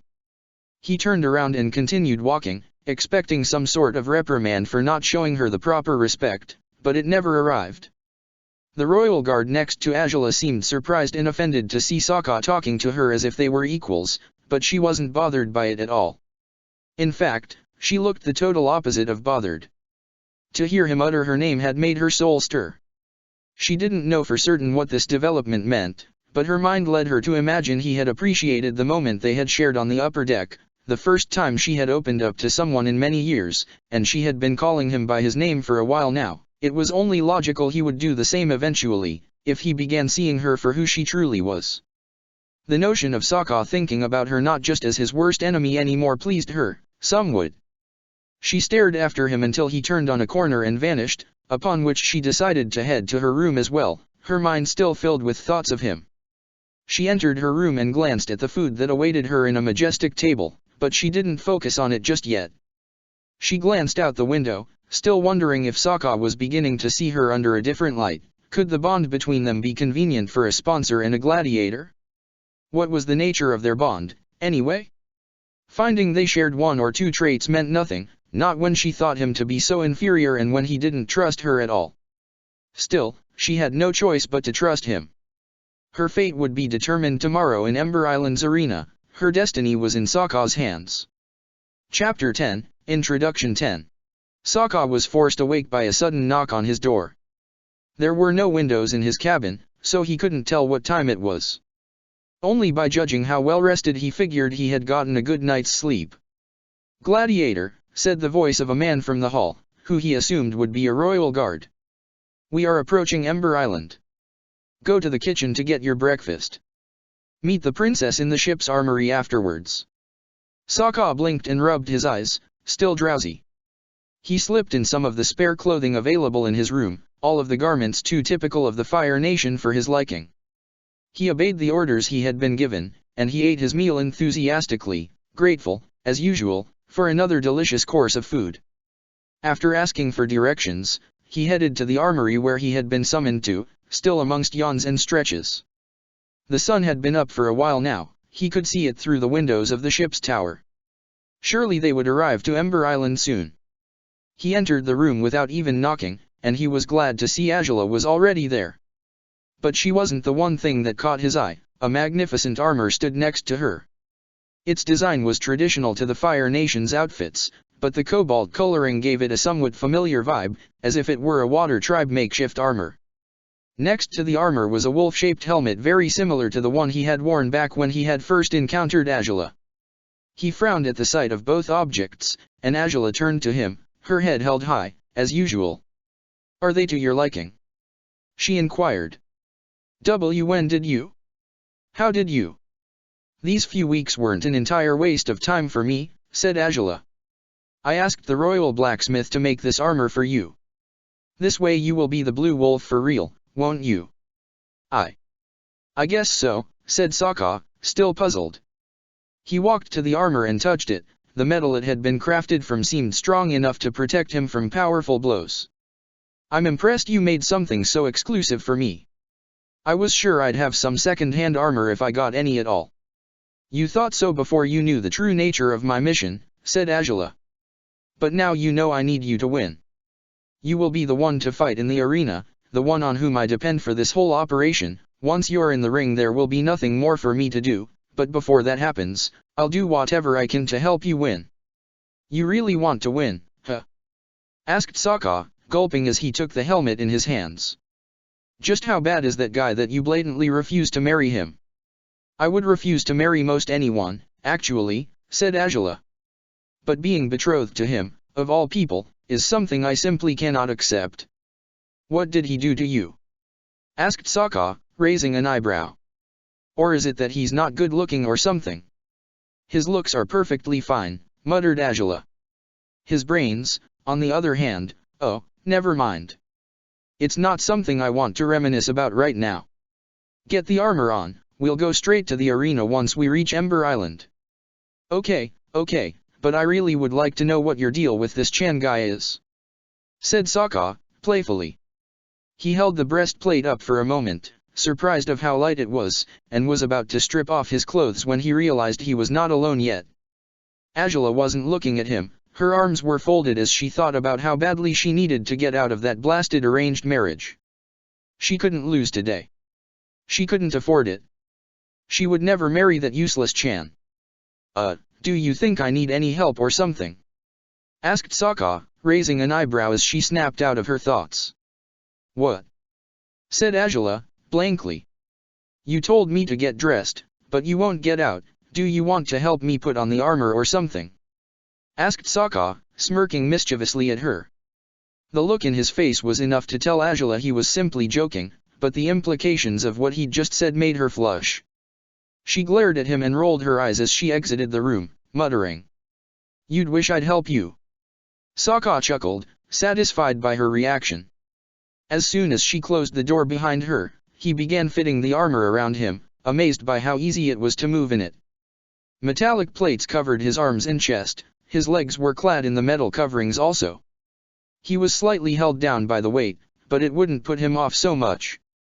The helmet fit his head perfectly, and he smiled slightly, feeling like he was truly the Blue Wolf now, but he wasn't. He had been a Blue Wolf back when he had been with his people. His old outfit would have honored his nickname far better than this Fire Nation imitation of his tribe's style. He sighed, missing his homeland more than ever, but he would be one step closer to going back to them if he triumphed on today's battle. It probably would take him years, but Piandao had taught him to be patient. Everything would come in due time. Sokka walked out to the main deck once again, where Angela stood, her gaze set on the island the barge was speeding its way towards. Sokka approached her, taking his helmet off and holding it under one arm, and he stared in the same direction she was looking at. "So, that's Ember Island?" he asked. Angela nodded curtly, her golden eyes still fixed upon their destination. She sighed slowly, and Sokka realized just how nervous she was. "How do I look?" he asked, trying to change the subject. Angela frowned and turned to him, eyeing him without much interest. "What does it matter how you look? You're not headed to a fashion showdown, you're going to a gladiator fight. You won't be awarded more points for looking good in your armor." "Huh, so I do look good, huh?" said Sokka, smiling. Angela let out a groan of annoyance as she rolled her eyes. Sokka chuckled again at her as she stared on towards Ember Island again, but her words resounded in his mind once more. He frowned as her words gained a meaning within his head. "What's that of getting awarded points?" he asked, looking at her with confused eyes. "Oh. I forgot to explain, didn't I?" said Angela. "There are many rules you need to abide by in the Superior League, rules that were nowhere to be found in the amateur fights you took part in during the past 2 years. For one, the winner is determined by judges, not by who kills and who dies." "Judges?" asked Sokka, astounded. "That's odd, what exactly do they judge?" "Your way of fighting," said Angela. "They make the call over who triumphs and who doesn't. Don't worry, they're impartial." Their role exists to avoid the unnecessary killing of gladiators to give a resolution to the fights. Huh, I see, that's a relief, said Sokka, smiling. Don't get too cozy because of that, Azula warned him. It doesn't mean you're safe from getting killed, the danger is still there. If you face some hysterical gladiator, you're not likely to walk out of it unscathed. It's still better than fighting to the death, stated Sokka, shrugging. And the judges are the ones to give out the points. In a way, they are, since they decide who wins or loses. Simply put, the winner takes it all, and the loser is left to weep over the battle's result. Each gladiator has an assigned value, you could say. The top gladiator of the ranking is assigned 500 points, the second is worth 499, and so on. The last fighter in the ranking is worth 1. Huh, so I'm only valued in 1. Seeing as I've never fought before, I'm likely to be the last. Didn't I tell you your position is 491? You're tied there with all the gladiators that have no points yet. Ah, I get it now, said Sokka. So I should be worth 10 points, replied Azula, quickly. Didn't they teach you how to count in your tribe? Of course they did, grunted Sokka, irritated now. How many points does my rival have so far, then? If I recall correctly, muttered Azula, trying to recall what she had seen on the rankings sheet. It was somewhere near 2,500. Perhaps 2,560 or 2,570. I can't remember the exact number. Gee, said Sokka, gulping. He's probably been fighting for a while now, huh? I'm not sure about how long he has been fighting, but he probably has, said Azula, focusing on the approaching island again. Sokka leaned on the ship's enclosure as he looked at Azula. He rose an eyebrow at how determined she seemed to be, but when he stared carefully into her eyes, he could see there was another emotion in them. You can stop being so anxious, you know, he said, and Azula twitched. You think I can stop? She grunted. I can't. You don't understand what's at stake here. I don't really get the whole picture, said Sokka, shrugging. But it makes no sense for you to fidget like this right now. You already did all you could do. I'm the one who should be worried now. If I fail, you won't let me hear the end of it. Oh, you will hear the end of it, don't fret. It'll happen either when I kill you for failing or I drop you once more at the amateur league. See? I'll have it worse than you, no matter how you look at it, said Sokka, sighing dramatically. Azula couldn't help but chuckle and look at him sideways. She truly had no choice other than to trust him, and that meant there was a lot of pressure on him. Not every day did a slave find himself carrying the hopes of the Fire Nation princess on his shoulders. Princess, we're almost at the port now, said the captain of her royal guards, approaching her. How shall we proceed? Azula turned to him, a frown on her brow now. I believe you must be sick and tired of hearing this, Captain, but I won't be taking any of you with me. The captain forgot all about rules and guidelines for a moment and he groaned in exasperation. With his hands on his hips he stared at the princess, his body language demanding an explanation. Why? He said between gritted teeth. Don't give me that attitude, Captain, replied Azula. You're hired to work for me and obey every single order of mine. I was hired to work as a royal guard, and your father tasked me with protecting you at all times, said the captain. But you won't allow me to fulfill my duty. If you don't want me to give you my attitude, I might as well ask the same from you. Two can play this game, princess. I don't think so, Captain, she retorted, frowning even more, her golden glare so fierce upon the man that Sokka started to fear she'd set him on fire. I'll remind you of your place in the world if I have to. You're only here to serve me. If I don't require of your services, then you have no business trying to force your will upon mine, because I won't let you get away with that. I don't want my identity to be revealed before the right moment by guards or palanquins that will immediately give away who I am. Don't fret, you're still going to get paid. This is not a matter of payment, it's a matter of honor and duty, said the captain, firmly. Azula smiled now and rolled her eyes. Ironies, when I need men to forget their honor, they abide by it non-stop. When I wish they would be honorable, they do the exact opposite of that. Fortune enjoys making fun of me, apparently. I am pleased to discover you're such a proud man. It relieves me to know I have such an honorable guard, but I don't want you to guard me for now. In fact, I refuse to have you guard me." The captain curled up his fists, irked at how unreasonable the princess was being. She needed protection, if not, why was he serving her in the first place? "You can go fool around in town if you feel like it, but stay clear of the arena," Angela commanded him as the barge arrived to the port. The ship's access ramp was lowered then, and Sokka took a deep breath, knowing that the next time he climbed aboard this ship he would either be celebrating or begging Angela not to ship him back to the amateur arena. "Princess, I'm asking you to be reasonable," said the captain, but she turned to him one last time, and judging by the look on her eyes, she wasn't about to listen to anything he said. "I expect the ship to be ready to sail when we return, which might happen around dusk if this drags on for longer than I envision it to," said Angela. "Make sure my every command is followed, Captain. I will see you in a few hours." The Royal Guard's captain sighed and rolled his eyes, though his mask concealed his facial expression regardless.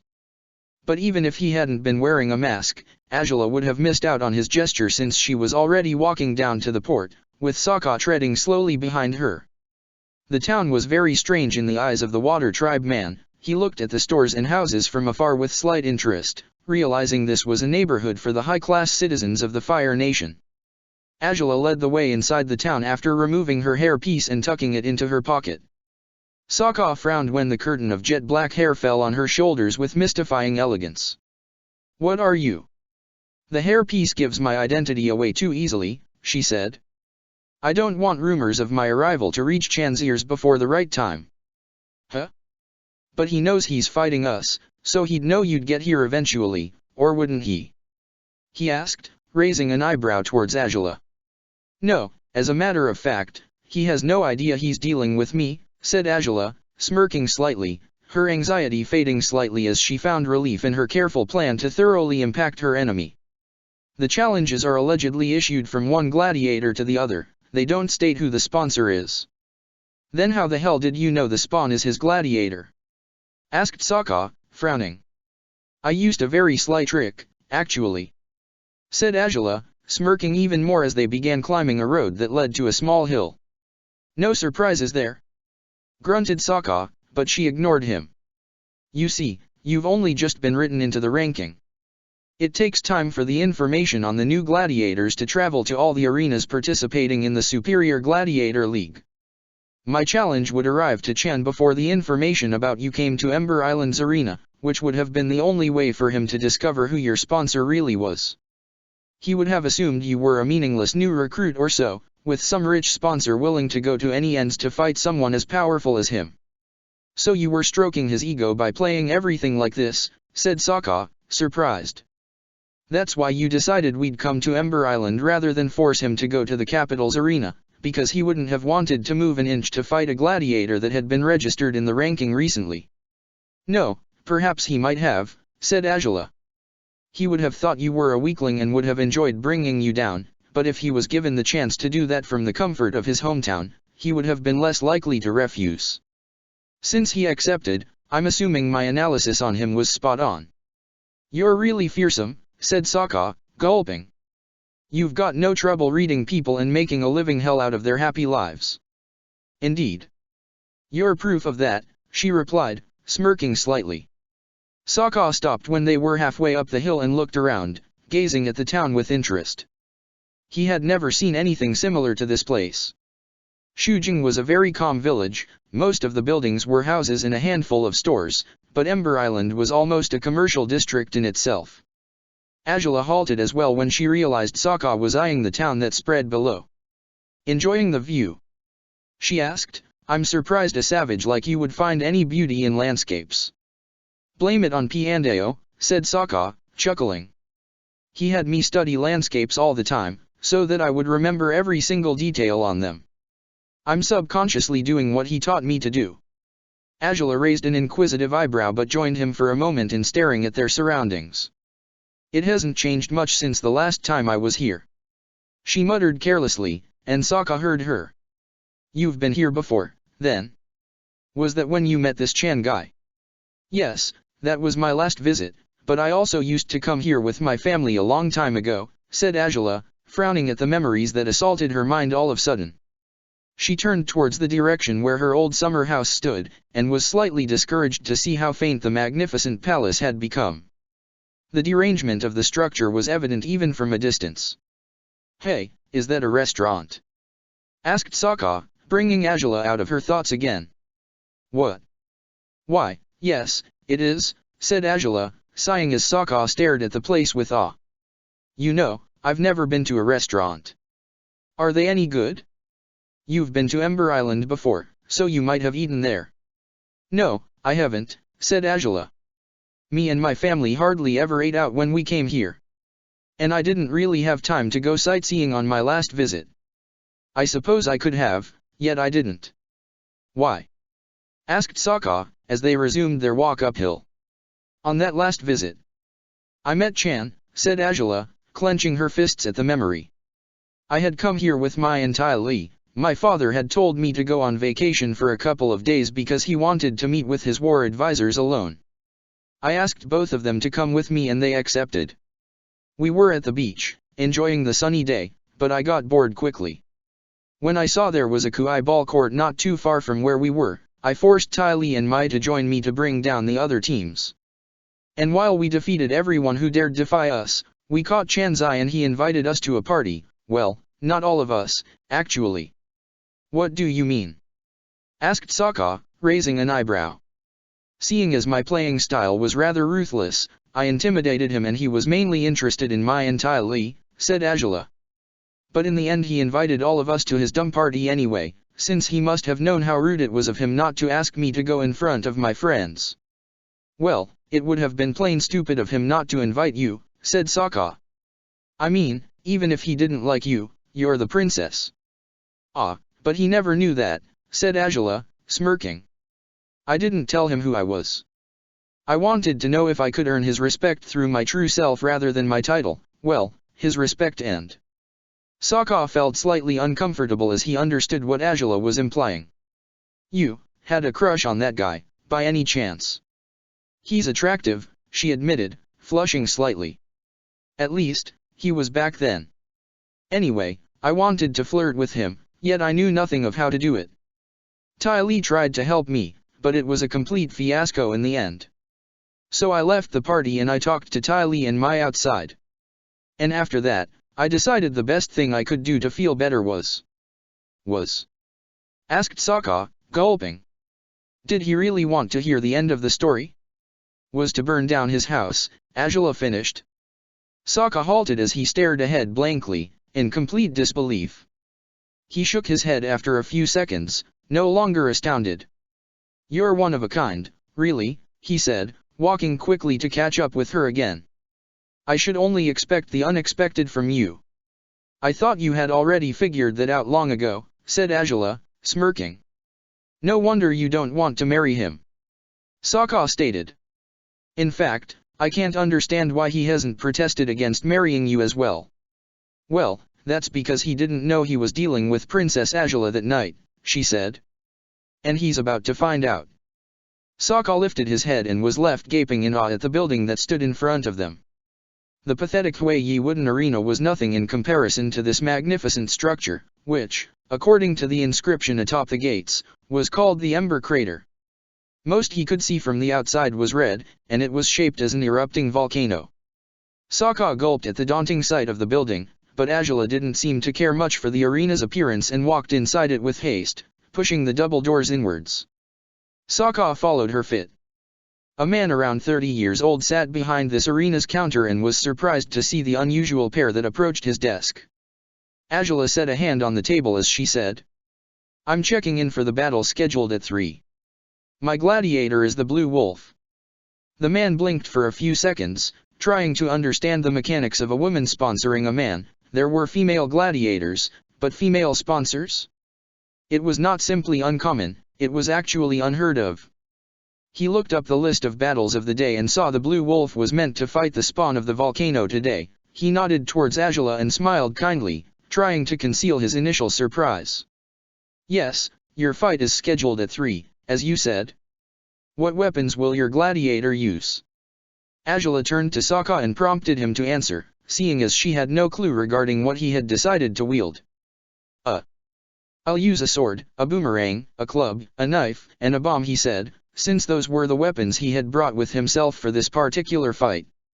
The man seemed puzzled again, this time over the fact that the gladiator had been the one to answer his question, but he tried to appear unsettled as he wrote down what Sokka had told him, a nervous grin on his face. Once he was done, he said, "You'll have to kill some time before your combat begins. You can either go to the stands to watch the other fights or head into the waiting rooms that are at the upper levels of the arena." "A waiting room should do," said Angela, guessing Sokka might grow nervous if he watched the way the fights unfolded in the Superior League. The man led the two of them to an empty room with scarce illumination. For some reason, Angela felt rather comfortable in it. The man closed the door once they were both inside and he walked away, leaving Sokka and Angela to themselves.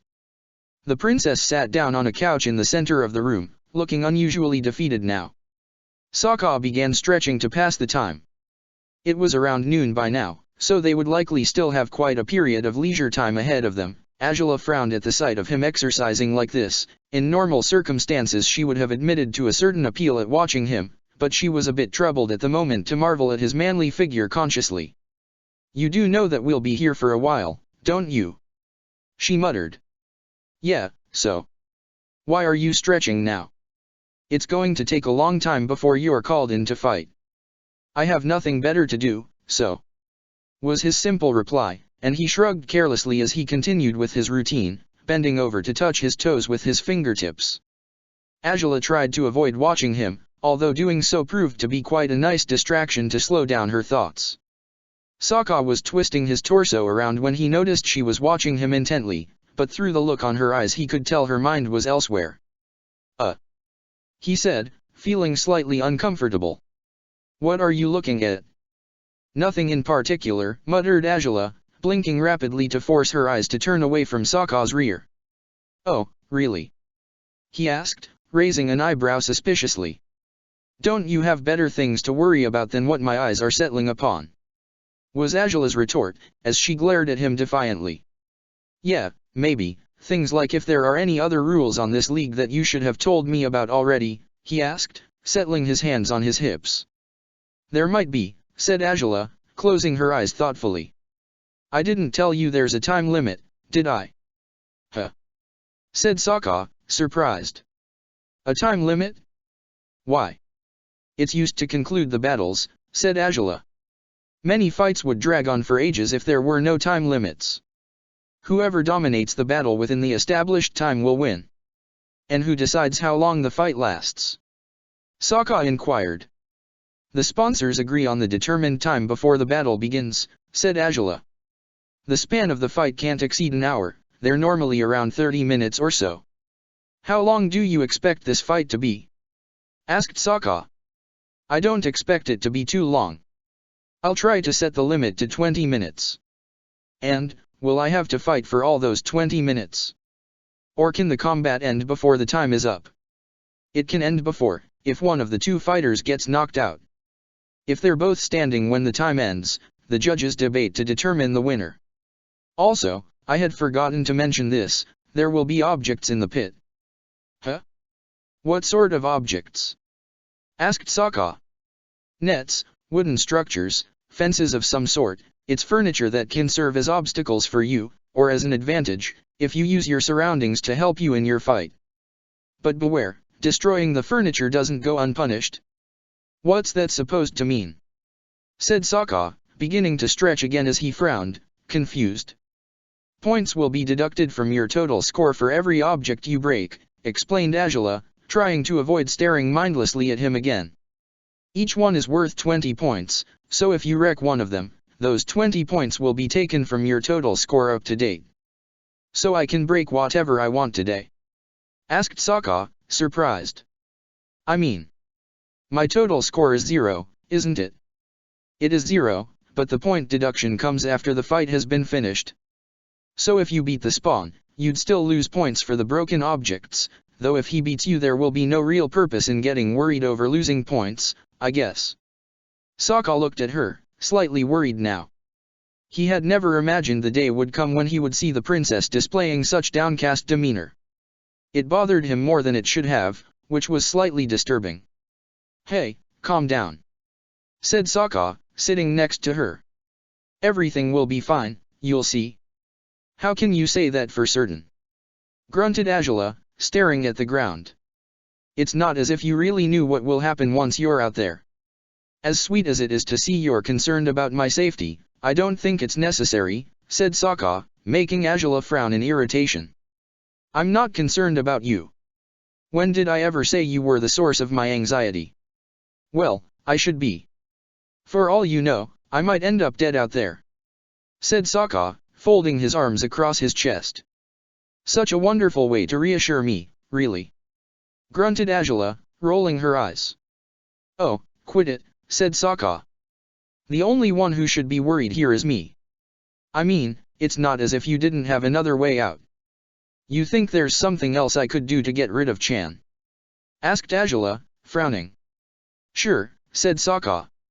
"I mean, you can kill him, right? I take you to be the type who could cut a man's throat and sleep like a baby afterwards." "I am, of course," said Azula, sighing. "But my father told me I had one chance to prove Chan was unworthy of me, and the span of 1 month to use said opportunity. If I can't perform according to the conditions I was given, then the honor I boast about wouldn't exist. So crazy murderous princesses have some honor." "I never would have imagined it," said Sokka, slightly surprised. Azula glared at him, irritated. "Do you even know what you're talking about when you say the word honor?" "I rather doubt it." "I do, actually," said Sokka, proudly. "Piandao has talked a lot to me about it."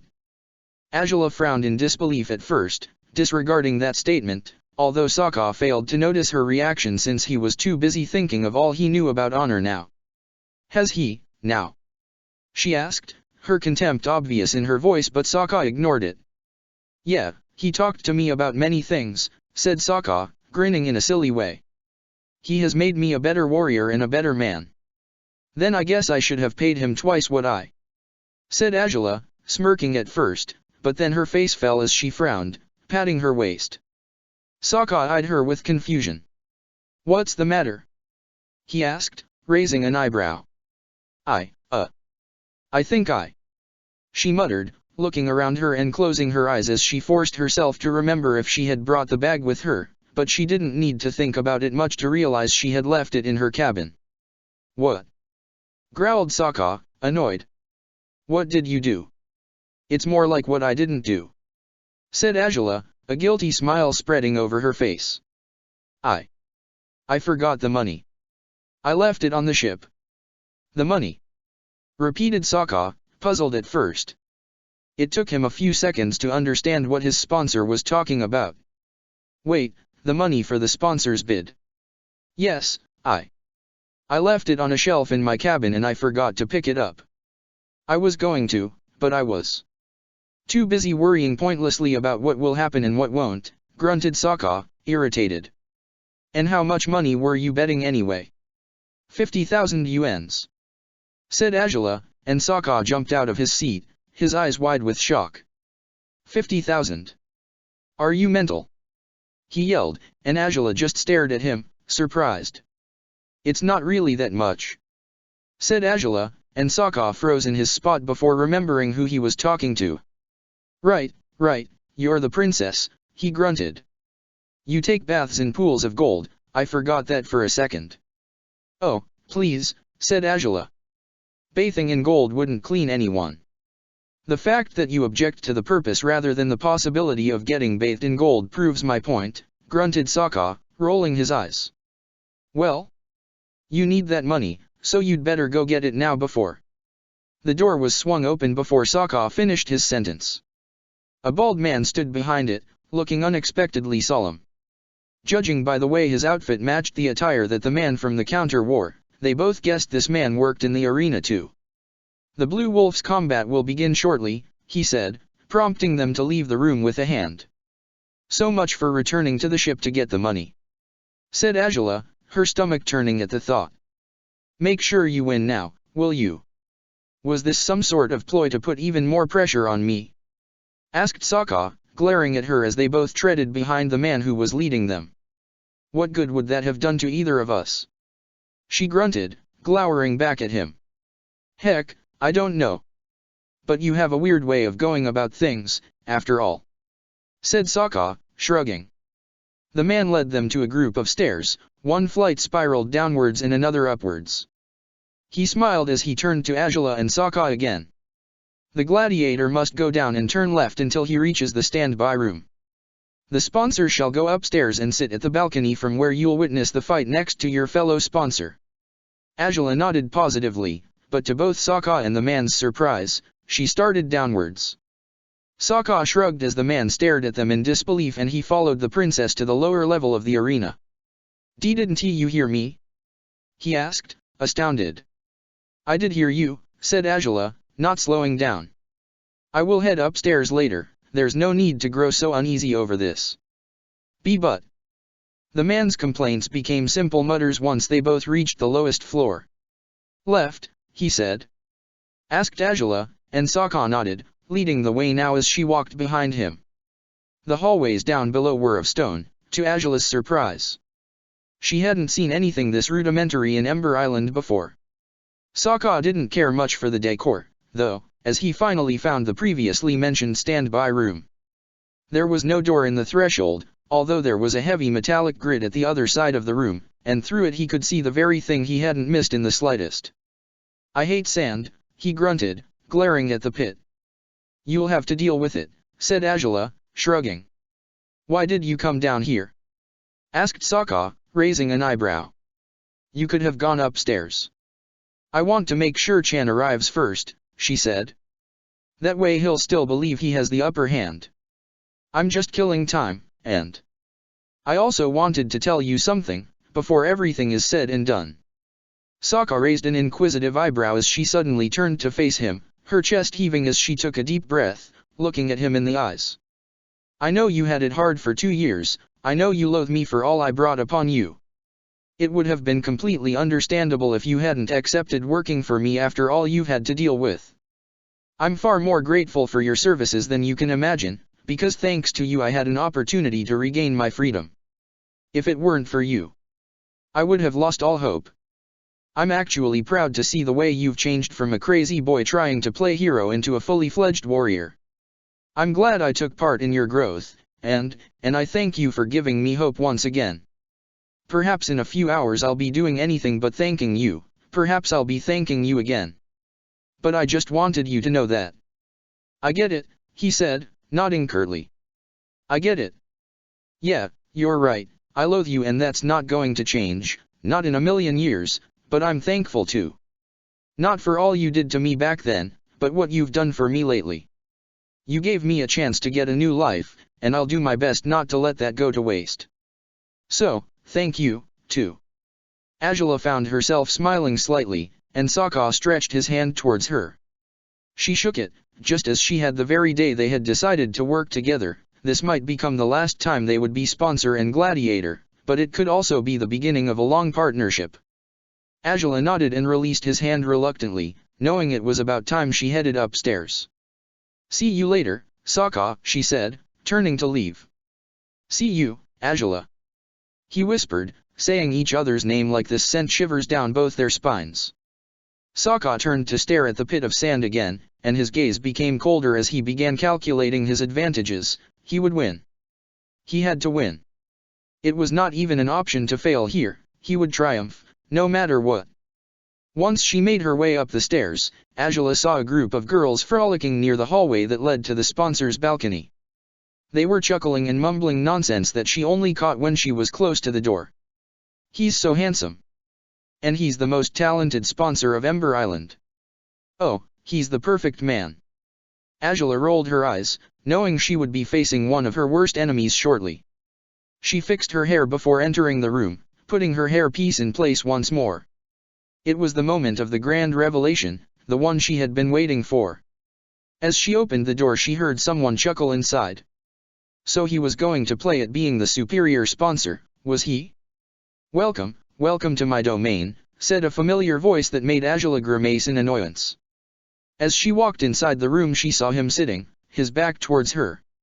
He hadn't even noticed who he was talking to. I'm sure you thought the name Spawn of the volcano was really cool and that's why you wanted to challenge me, but I've got to inform you you've made the mistake of a lifetime.